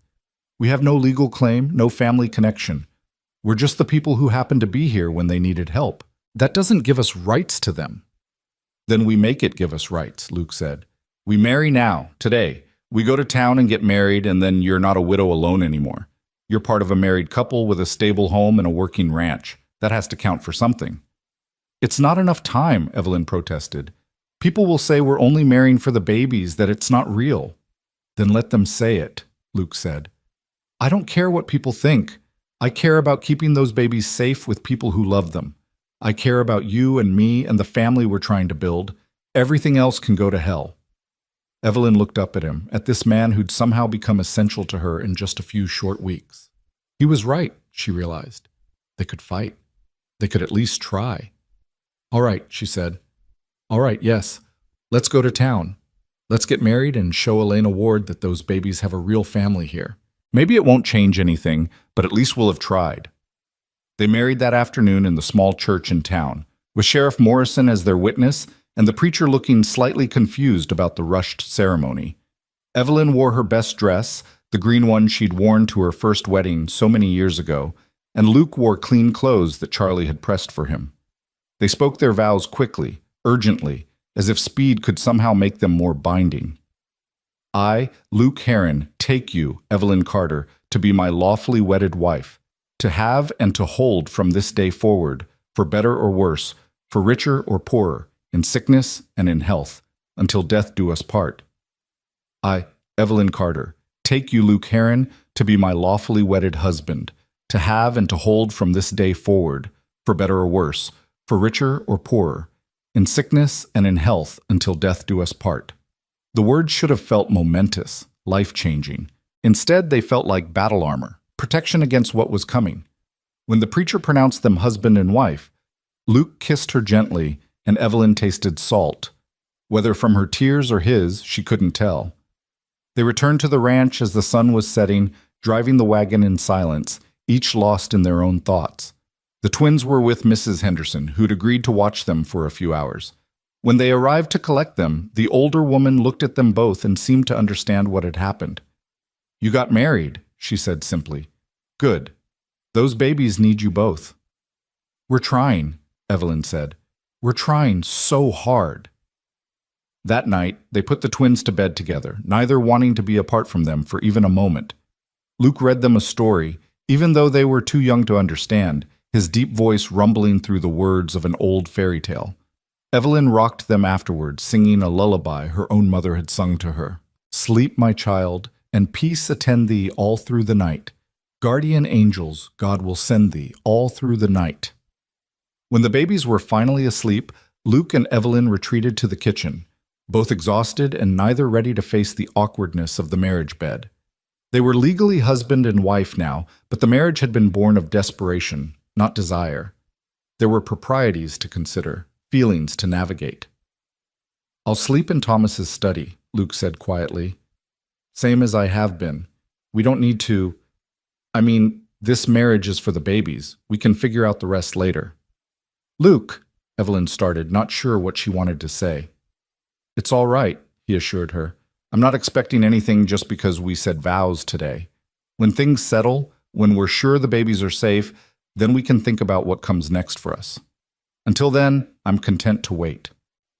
Evelyn felt a rush of gratitude and something deeper, respect perhaps for this man who could have demanded his rights as a husband, but instead chose to give her space and time. Thank you, she whispered, for everything, for marrying me, for fighting for them, for being patient. I'm fighting for us, Luke corrected gently. All of us. You, me, those babies. We're a family now, legal and true. And nobody, not Elena Ward, not any judge, not anybody, is going to tear us apart without the fight of their lives. Elena returned the next morning, and Evelyn met her at the door with Luke at her side, their unified front deliberate and clear. Mrs. Ward, Evelyn said, before you say anything, there's something you should know. Luke and I were married yesterday. Those babies now have 2 parents, not just one. We're a legal family. Elena's eyes widened, then narrowed. How convenient. A marriage that happens to occur just as I arrive to claim the children. The timing might be convenient, Luke said evenly, but the feelings aren't new. Mrs. Carter and I have been planning this for weeks. Your arrival just moved up our timeline. I see, Elena said, though her tone suggested she didn't believe them. Well, congratulations on your marriage, but it doesn't change the fundamental facts. I'm still the children's closest blood relative, and I still intend to take them home. Then let's make a compromise, Evelyn said, the idea forming even as she spoke. Stay here for a while, a week, maybe 2. See how the babies are doing, see how they respond to you versus how they respond to us. If at the end of that time you truly believe they'd be better off in Philadelphia than here with us, then we won't fight you. It was a risk, a terrible risk, but Evelyn couldn't think of any other option. At least this way, they'd have time. Time for Elena to see how much the babies thrived here, how loved they were. Elena considered this, her sharp eyes moving between Evelyn and Luke. 2 weeks, she said finally. I'll stay 2 weeks. But I'm not promising anything, Mrs. Heron. If I still believe Philadelphia is best for them at the end of that time, I'm taking them, and I'll get a court order if I have to. Fair enough, Evelyn agreed, though nothing about this felt fair at all. The next 2 weeks were the longest of Evelyn's life. Elena took a room at the ranch house, insisting on being close to the babies, and her presence changed everything. She watched constantly, evaluating every interaction, every decision. She questioned Evelyn's feeding schedule, suggested the babies needed more stimulation, criticized the makeshift cradle arrangement. They should have proper cribs, she said one morning, examining the dresser drawer where the twins still slept. This is quaint, but hardly appropriate for children of their station. Their station? Luke asked, his voice tight with controlled anger. They're 4-month-old babies, Mrs. Ward. They don't have a station. They have needs. And those needs are being met just fine. Are they? Elena challenged. Are you prepared to give them music lessons, foreign language instruction, introduction to society? These are Morrison girls, Mr. Heron. They come from good family. They deserve better than a rough life on a cattle ranch. They deserve love, Evelyn interjected, her patience fraying. They deserve to be wanted for who they are, not what they represent. They deserve people who'll hold them when they cry and celebrate when they smile. Can you give them that, Mrs. Ward? Or are you just trying to fill the hole Sarah left? It was harsh, harsher than Evelyn had intended, but Elena didn't flinch. Instead, her composure cracked just slightly, and Evelyn saw the raw grief underneath. Yes, Elena said quietly. Yes, I'm trying to fill the hole Sarah left. Is that so wrong? She was like a daughter to me. I loved her. I love these babies because they're part of her. Because when I look at them, I see Sarah's eyes looking back at me. She turned away, her shoulders shaking. You think you're the only ones who love them? You think you're the only ones who'd be devastated to lose them? Evelyn felt her anger drain away, replaced by a deep, aching sympathy. This wasn't a villain trying to steal her children. This was another grieving woman, trying desperately to hold on to the last pieces of someone she'd loved. "I don't think that," Evelyn said gently. "I know you love them. I know you're doing what you think is best. But Mrs. Ward, Elena, love means doing what's best for them, not what's easiest for us. And what's best for babies this young is stability, familiarity, people they already know and trust." "They don't know me yet," Elena admitted. "But they could, if you gave me the chance." "Then take the chance," Luke suggested. "Stay here, not as someone evaluating whether to take them, but as their aunt. Be part of their lives without trying to control every aspect. Let them have all of us, you, me, Evelyn, Sheriff Morrison. Let them have a big family that loves them instead of forcing them to choose." Elena looked at him, surprised. "You'd allow that? Even after everything I've said?" "It's not about what I allow," Luke said. "It's about what's right. Those babies lost their parents. They shouldn't have to lose anyone else if they don't have to. You want to be part of their lives? Be part of their lives. Come visit, write letters, send gifts. Be Aunt Elena who loves them and spoils them. Just don't take them away from the only home they've known since the tragedy." The words hung in the air, and Evelyn held her breath, waiting.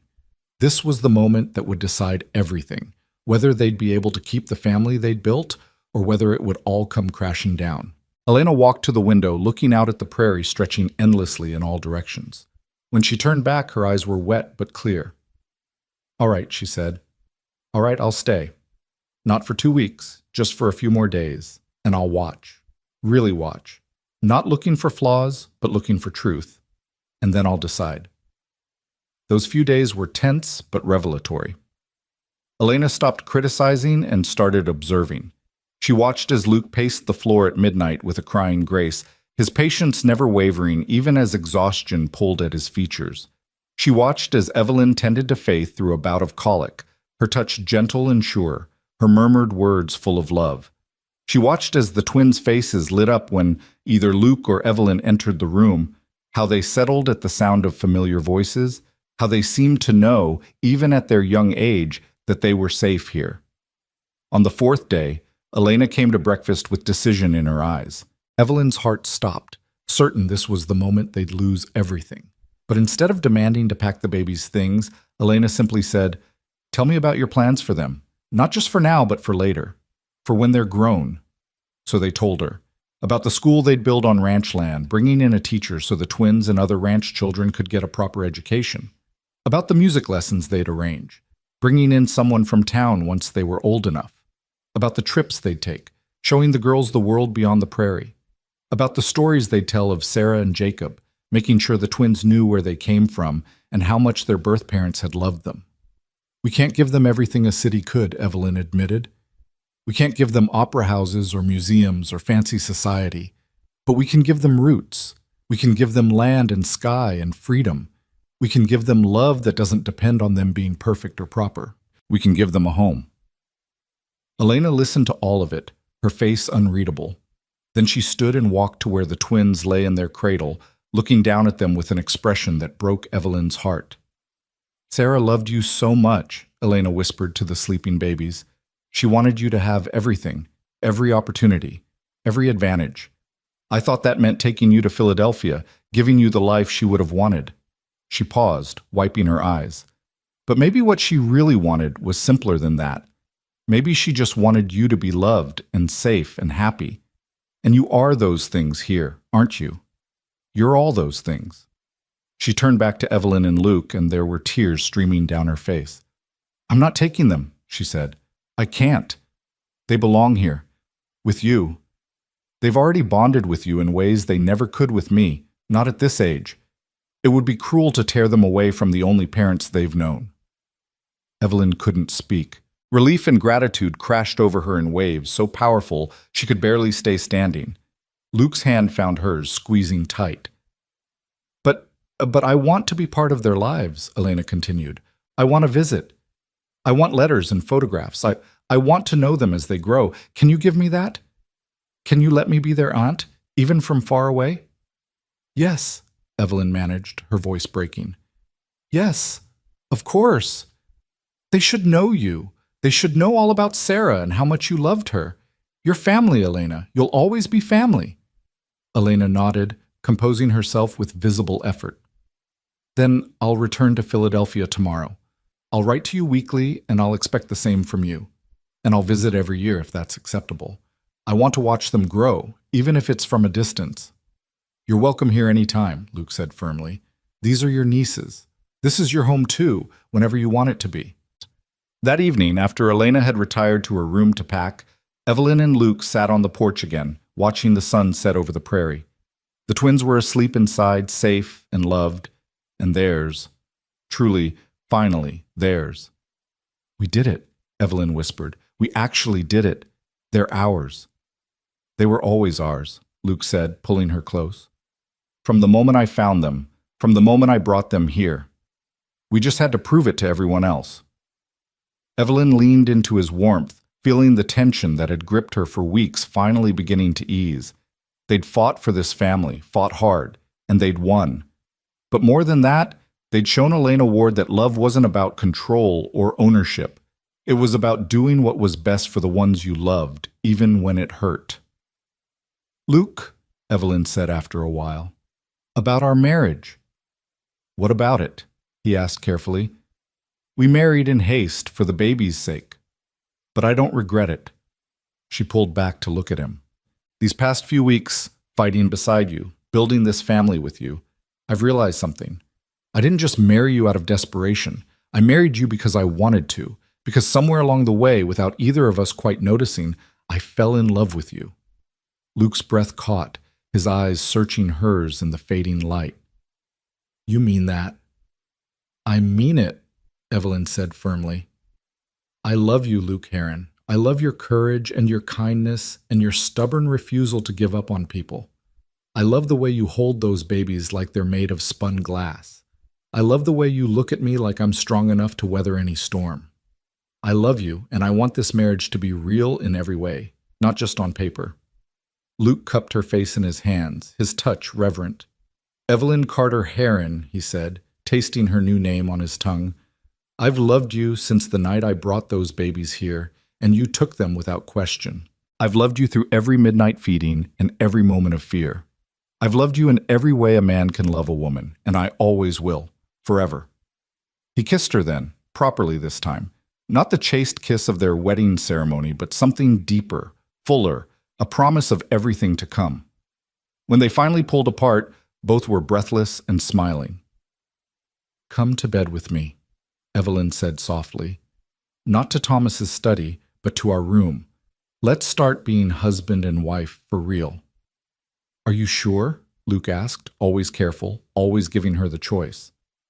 I'm sure, Evelyn said. I'm sure of you, of us, of this life we're building. I'm ready, Luke. I'm ready for all of it.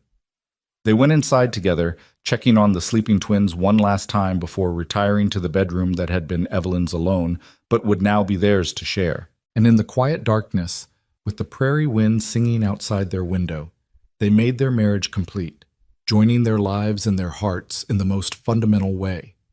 Later, lying in Luke's arms with her head on his chest, listening to the steady beat of his heart, Evelyn thought about everything that had brought them to this moment. The tragedy and loss, the fear and fighting, the impossible choices and desperate hopes. It had all led here, to this perfect peace, to this small family built from broken pieces. Thank you, she whispered into the darkness. For what? Luke asked, his voice drowsy and content. For being the kind of man who saves babies in the wilderness. For riding 30 miles when you were half dead from exhaustion. For staying when it would have been easier to leave. For loving me and those girls with everything you have. She paused. For giving me a reason to hope again. Luke's arms tightened around her. You're the one who gave me a reason to stay in one place. You're the one who showed me what home could feel like. You're the one who took in 2 orphaned babies and a broken-down cowboy and made us all into a family. He kissed the top of her head. If anyone should be saying thank you, it's me. Then we're both grateful, Evelyn murmured, sleep pulling at her. Both blessed. Both home, Luke agreed, and those were the last words either of them spoke before sleep claimed them, wrapped in each other's arms, secure in the knowledge that whatever came next, they'd face it together. Morning came soft and golden, sunlight spilling through the bedroom window like honey. Evelyn woke to find Luke already awake, propped on one elbow, watching her with an expression so tender it made her chest ache. "Good morning, Mrs. Heron," he said, his voice still rough with sleep. "Good morning, husband," she replied, testing out the word and finding it fit perfectly. "How long have you been awake?" "Not long, just lying here thinking about how different everything looks now." He reached out and tucked a strand of hair behind her ear. "How right it all feels."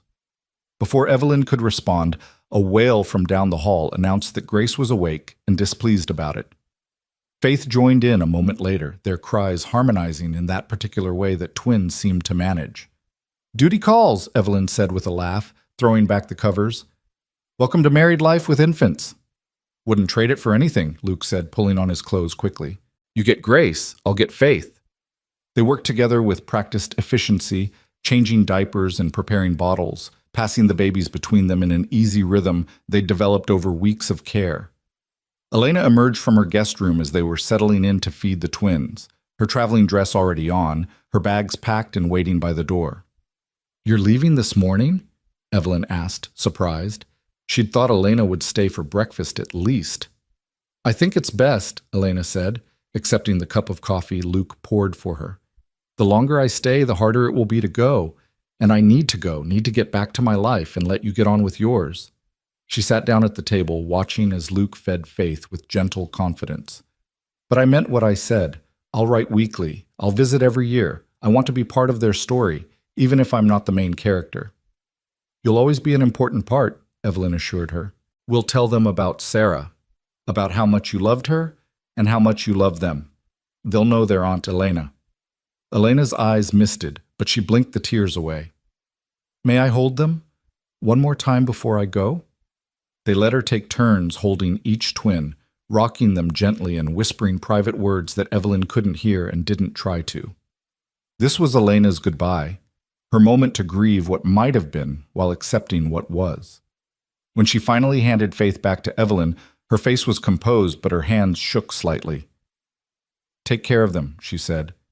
"Love them enough for all of us who can't be here. And Luke," she turned to him, "thank you. For saving them when no one else could. For being the kind of man who risks everything for children who aren't even his own." "They are mine," Luke said quietly. "Maybe not by blood, but in every way that matters. They're mine." Elena nodded, understanding. Then she gathered her things, accepted Luke's offer to drive her to town to catch the eastbound train, and left without looking back.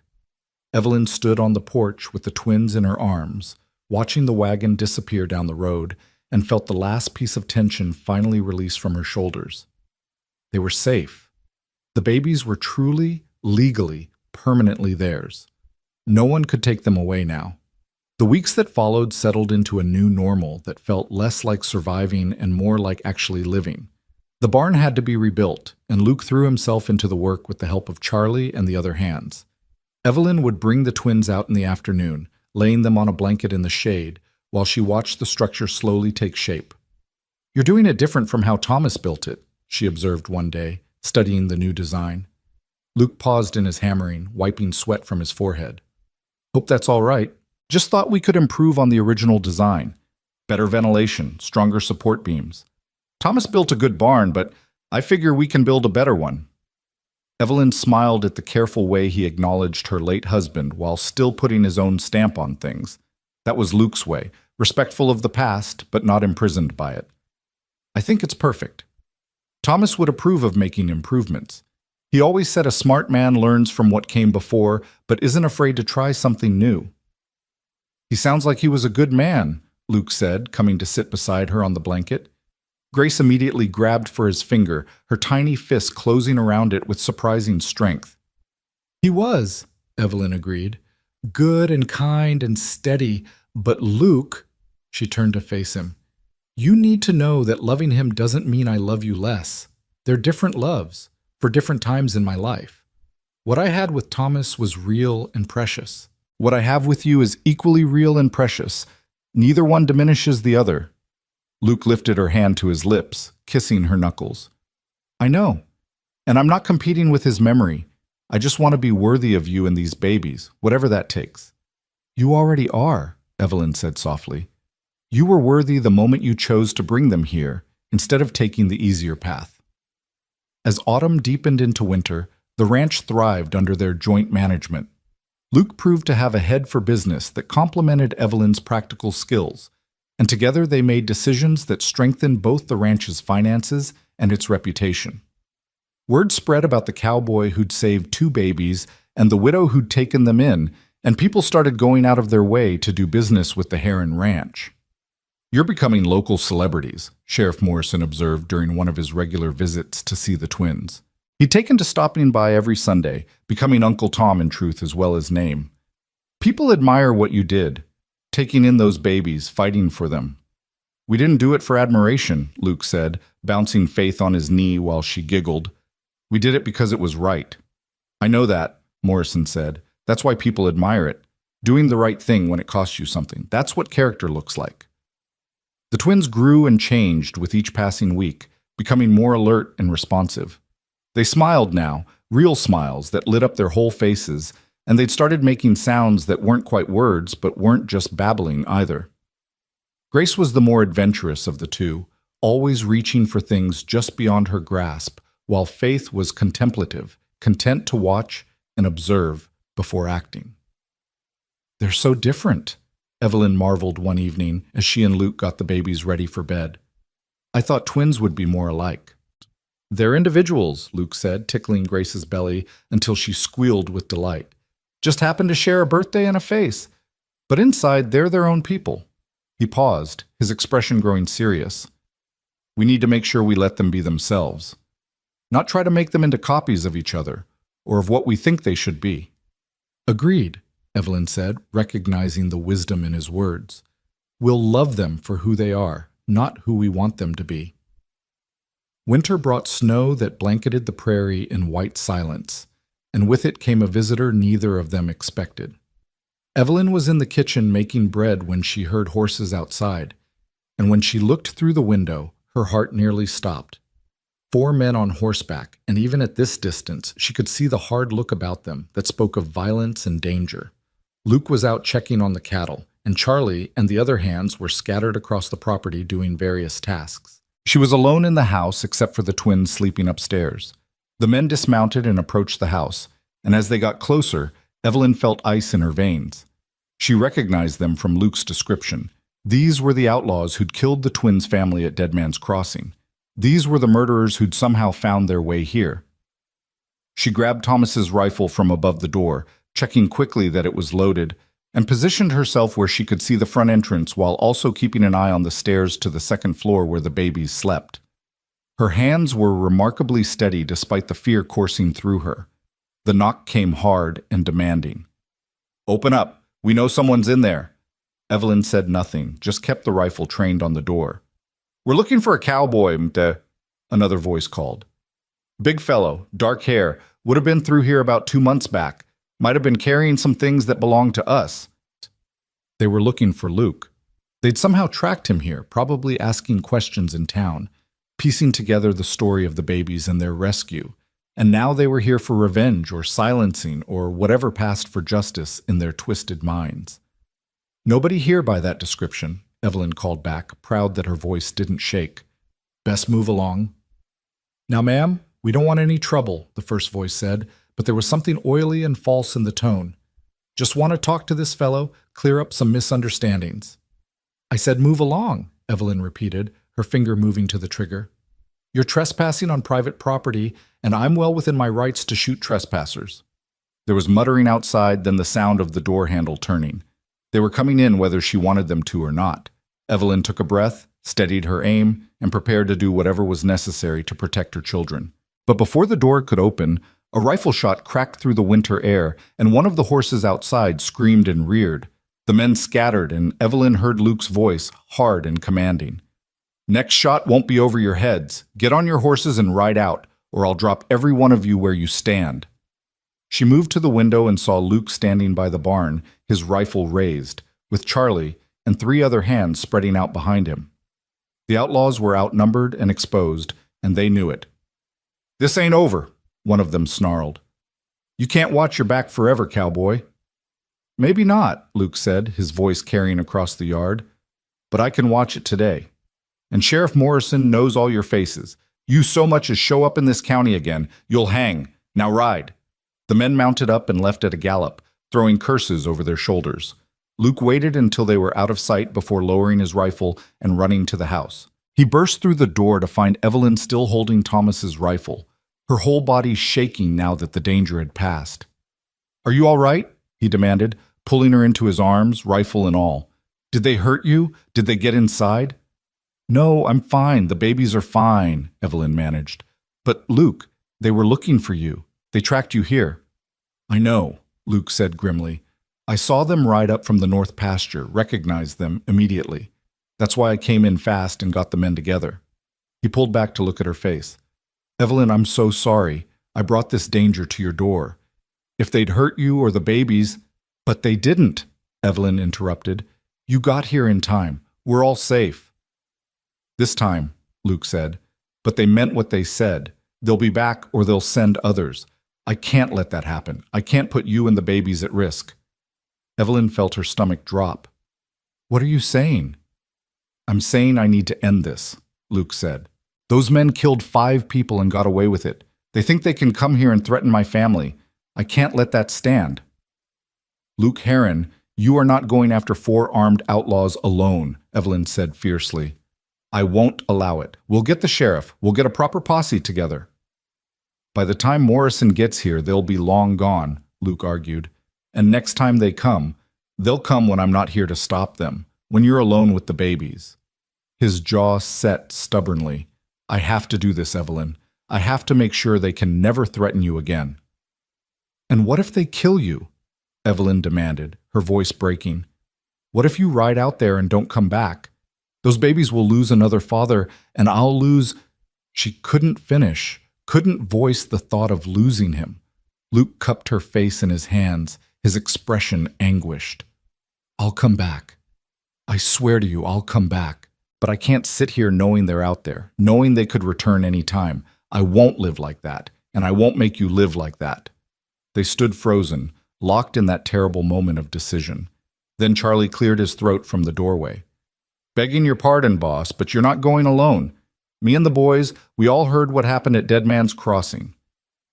We all know what those men did. If you're going after them, we're going with you." He paused. "Besides, Mrs. Herron's right. 4 against 1 is suicide odds. 4 against 6? That's more reasonable." Luke looked at his men, seeing their grim determination, then back at Evelyn. "If I take the men, you'll be alone here." "I'll be fine," Evelyn said, though her heart was screaming at him not to go. "I can handle the ranch for a few days. Mrs. Henderson can come stay with me and the babies. Just promise me you'll be careful. Promise me you'll come back." "I promise," Luke said, sealing it with a kiss that felt like both farewell and vow. "I'll come back to you. Always." They rode out within the hour, 6 men on 6 horses, tracking 4 outlaws across the frozen prairie. Evelyn watched them go from the porch, the twins bundled in her arms, and prayed harder than she'd ever prayed in her life. Mrs. Henderson arrived that evening, took one look at Evelyn's face, and immediately took over the cooking and baby care, insisting that Evelyn rest even though rest was impossible. The next 2 days crawled by in agony. Every sound made Evelyn jump, certain it was either the outlaws returning or someone coming to tell her Luke was dead. On the 3rd day, Sheriff Morrison arrived with news. "They found them," he said without preamble. "Your husband and his men caught up with those outlaws at an abandoned line shack near the border. There was a fight." Evelyn's knees went weak, and she had to sit down. "Is he—" "He's alive," Morrison said quickly. "Luke's alive. Got winged by a bullet. Nothing serious. But the doc in town is patching him up now. 2 of the outlaws are dead, the other 2 are in my jail awaiting trial. It's over, Mrs. Herron. Those men won't be threatening anyone ever again." Relief crashed over Evelyn so powerfully she couldn't speak, could only sit there with tears streaming down her face while Mrs. Henderson made comforting noises and the sheriff shifted awkwardly. "There's more," Morrison said when she'd composed herself. "The outlaws had reward money on their heads. Turns out they'd been wanted for robberies and murders all across 3 territories. The reward money, It's substantial. Almost $3,000. That's yours and Luke's, split with the men who helped bring them in. $3,000. That was more money than the ranch made in 2 good years. That was enough to expand the herd, build a proper school, secure the twins' futures. We don't want blood money, Evelyn said immediately. Those men died because of what they did to the twins' family. Any money from their capture should go toward helping other victims. Noble sentiment, Morrison said, but there's a practical side to consider. That money could make your life a lot easier, could give those babies more opportunities. We'll think about it, Evelyn said. Right now, I just want my husband home. Luke returned that evening, his left arm in a sling, his face exhausted but triumphant. Evelyn ran to him, careful of his injury, and he caught her with his good arm, holding her tight. Told you I'd come back, he murmured into her hair. You got shot, she accused, pulling back to examine the bandage. Barely a scratch. Doc says I'll be good as new in a few weeks. He looked past her to where the twins were watching from their playpen, eyes wide at all the commotion. Are they all right? Were there any more problems? They're perfect, Evelyn assured him. We've all been perfect, just worried sick about you. That night, after the babies were asleep and Mrs. Henderson had returned to her own home, Luke and Evelyn lay in bed together, his injured arm between them, but their hands clasped tight. I was so scared, Evelyn admitted in the darkness. When you left, I thought I might never see you again. I kept thinking about how I'd only just found you, only just started building this life, and I might lose it all. I'm sorry I put you through that, Luke said, but it had to be done. Those men, they would have kept coming, kept threatening. The only way to keep you and the babies safe was to end it. I know, Evelyn said. I understand why you had to go, but Luke, promise me something. Promise me you won't do anything like that again without talking to me first. We're partners now. We make decisions together. I promise, Luke said. Though I hope there's never a reason to do anything like that again. I've had enough excitement to last a lifetime. Me too, Evelyn agreed. From now on, I vote for boring, peaceful, no more outlaws or life-threatening situations. Luke laughed softly. With 2 babies? Good luck with that. The winter passed into spring, and with it came healing. Luke's arm mended, the ranch prospered, and the twins grew bigger and stronger every day. They started sitting up on their own, then crawling, then pulling themselves up on furniture. Grace took her first steps at 10 months, with Faith following a week later, and suddenly the house was full of tottering, giggling babies getting into everything. Elena kept her promise about writing weekly, and her letters were full of questions about the twins' progress and stories about her life in Philadelphia. She sent gifts, beautiful dresses the twins immediately got dirty, educational toys they mostly ignored in favor of pots and spoons from the kitchen, books they were too young to understand but that Evelyn read to them anyway. In May, a full year after the tragedy at Dead Man's Crossing, Elena returned for her first visit. She stepped off the train to find 2 toddlers running to greet her, their faces alight with excitement at seeing the aunt they knew from photographs and stories. They've grown so much, Elena said, tears streaming down her face as she knelt to embrace them. Oh, my darlings, look at you, so big and strong and beautiful. She stayed for 2 weeks, and this time there was no tension, no evaluating, just the simple joy of family. She watched as Grace and Faith played in the new barn, chasing chickens and laughing with pure delight. She saw Luke teaching them to be gentle with the horses, patient with animals, brave but careful. She watched Evelyn braid their hair and wipe their faces and correct their toddler misbehavior with firm but loving hands. You were right, she told Evelyn one evening as they sat on the porch, watching Luke play with the twins in the yard. This is where they belong. I can see it now. They're not just surviving here. They're thriving. They're loved in a way that has nothing to do with duty or obligation. They're genuinely, completely loved. They are, Evelyn confirmed. They're the center of our world. Everything we do thinking about what's best for them. Sarah would be happy, Elena said softly, knowing they ended up here with you 2. She'd be grateful. The years rolled on like the prairie seasons. Hot summers and cold winters, spring planting and fall harvests. The twins grew from toddlers to little girls, bright and curious and full of questions. They learned to read from the teacher Evelyn hired, learned to ride from Luke, learned to bake from Mrs.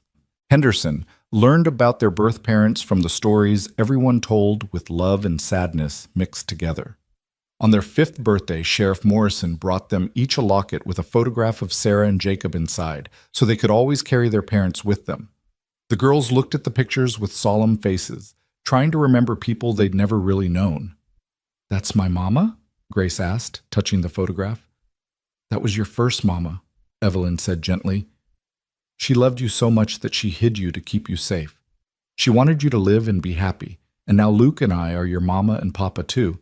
You have lots of people who love you." "Are you sad they died?" Faith asked in her quiet way. "Yes," Evelyn said honestly. "I'm sad they died, and I'm sad you never got to know them. But I'm grateful they loved you enough to protect you, and I'm grateful I get to be your mama now." "We're grateful too," Grace said, hugging Evelyn fiercely. Faith joined in, and soon Luke and Uncle Tom were part of the embrace, all of them holding each other in the warm kitchen while the Nebraska sun streamed through the windows. When the twins were 7, they started asking questions about the day Luke found them. They'd heard the story before, of course, but now they wanted details, wanted to understand what had happened. Luke told them the truth, gently but completely, about the bad men and the brave people who died protecting them, about the long ride with 2 babies in his arms, about being so tired he could barely breathe but refusing to stop because they needed him. "Were you scared?" Grace asked. "Terrified," Luke admitted. "I'd never been so scared in my life. Not for me, but for you two. I kept thinking, these babies are depending on me. I can't fail them." "You didn't fail," Faith said firmly. "You saved us." "We saved each other," Luke said, pulling them both close. "You gave me a reason to keep going, and I got you somewhere safe. That's what family does. We save each other." By the time the twins turned 10, they were confident riders, helping with the ranch work alongside the hired hands. They'd become fixtures in the community, known as the Morrison twins who'd survived the Dead Man's Crossing massacre and thrived with the Herons. People spoke of them with a mixture of sympathy and admiration, seeing in them proof that good could come from tragedy, that love could heal even the deepest wounds.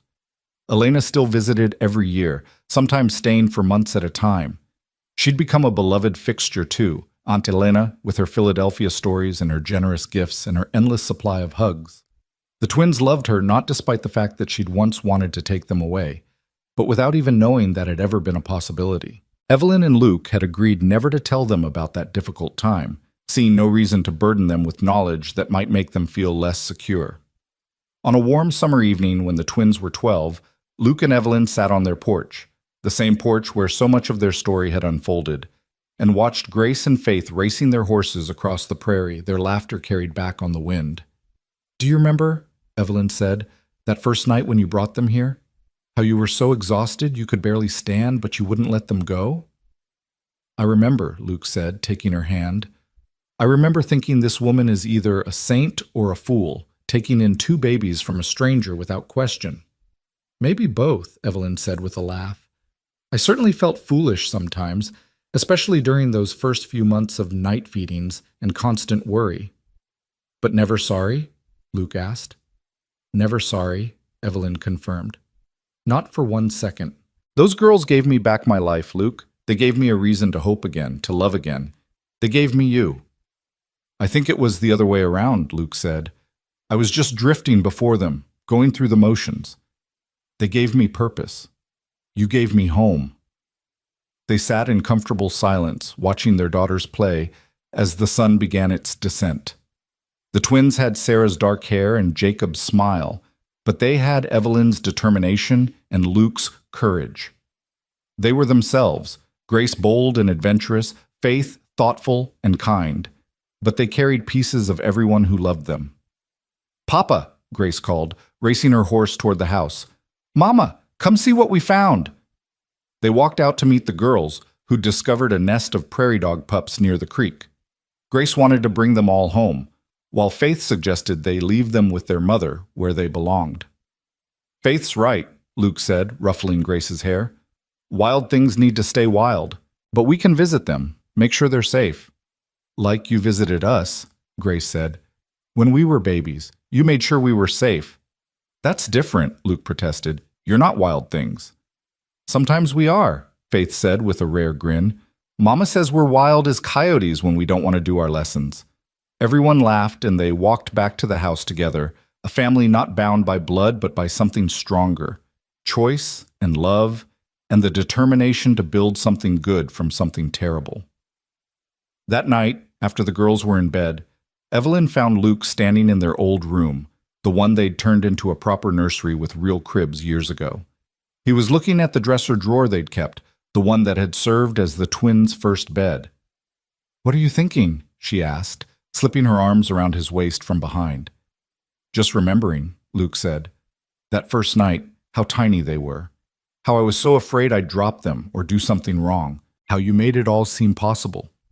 "We made it possible," Evelyn corrected. "Together." "Together," Luke agreed, turning to face her. "That's the only way it works, isn't it? No one can do it alone. Not parenthood, not love, not life. We need each other." "And we have each other," Evelyn said. "We'll always have each other. You, me, and those two impossible girls who made us a family." Luke kissed her then, soft and sweet, a kiss that held 13 years of partnership and passion and profound gratitude. When they pulled apart, they could hear the twins giggling in their room down the hall, supposedly asleep, but clearly still awake and probably planning some new adventure. "Should we go tell them to settle down?" Luke asked. "In a minute," Evelyn said. "Let them have their whispers and their secrets. Let them be children while they can. There'll be time enough for responsibility and rules." They stood together in the doorway of that old nursery, remembering and being remembered, two people who'd found each other in crisis and built something beautiful from ashes. The Nebraska night wrapped around the ranch like a blanket, and somewhere in the darkness, coyotes called to each other, their voices rising and falling in ancient song. Inside the house, a family slept, or pretended to sleep, safe and warm and deeply, profoundly loved. Two girls who'd survived impossible odds, a cowboy who'd ridden through death to save them, a widow who'd opened her home and her heart when it would have been easier to turn away. And in the morning, they'd wake to another day of life on the prairie, another day of laughter and work and small moments of grace, another day of being exactly what they were meant to be, a family, not born, but chosen, not easy, but worth it, not perfect, but real and true and theirs. The story could have ended in tragedy at Dead Man's Crossing, with 5 bodies and 2 babies left to die in the wilderness. But instead, it ended here, in this house full of love and second chances, with 2 12-year-old girls sleeping peacefully in their beds, dreaming dreams that didn't include nightmares because they'd been saved by a cowboy who refused to give up, and raised by parents who loved them without reservation. Sometimes mercy writes a better ending than justice ever could. Sometimes the best revenge against evil is simply to live well, to love hard, to build something beautiful in defiance of those who would destroy. Sometimes a man too tired to breathe properly, clutching 2 babies like they're his last hold on heaven, is exactly the hero the story needs. And sometimes, on a ranch in Nebraska, under stars too numerous to count, a family sits down to dinner together and doesn't think about how they came to be.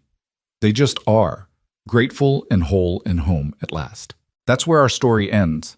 Not in darkness at a river crossing, but in light at a dinner table, with 2 girls passing biscuits and 2 parents sharing smiles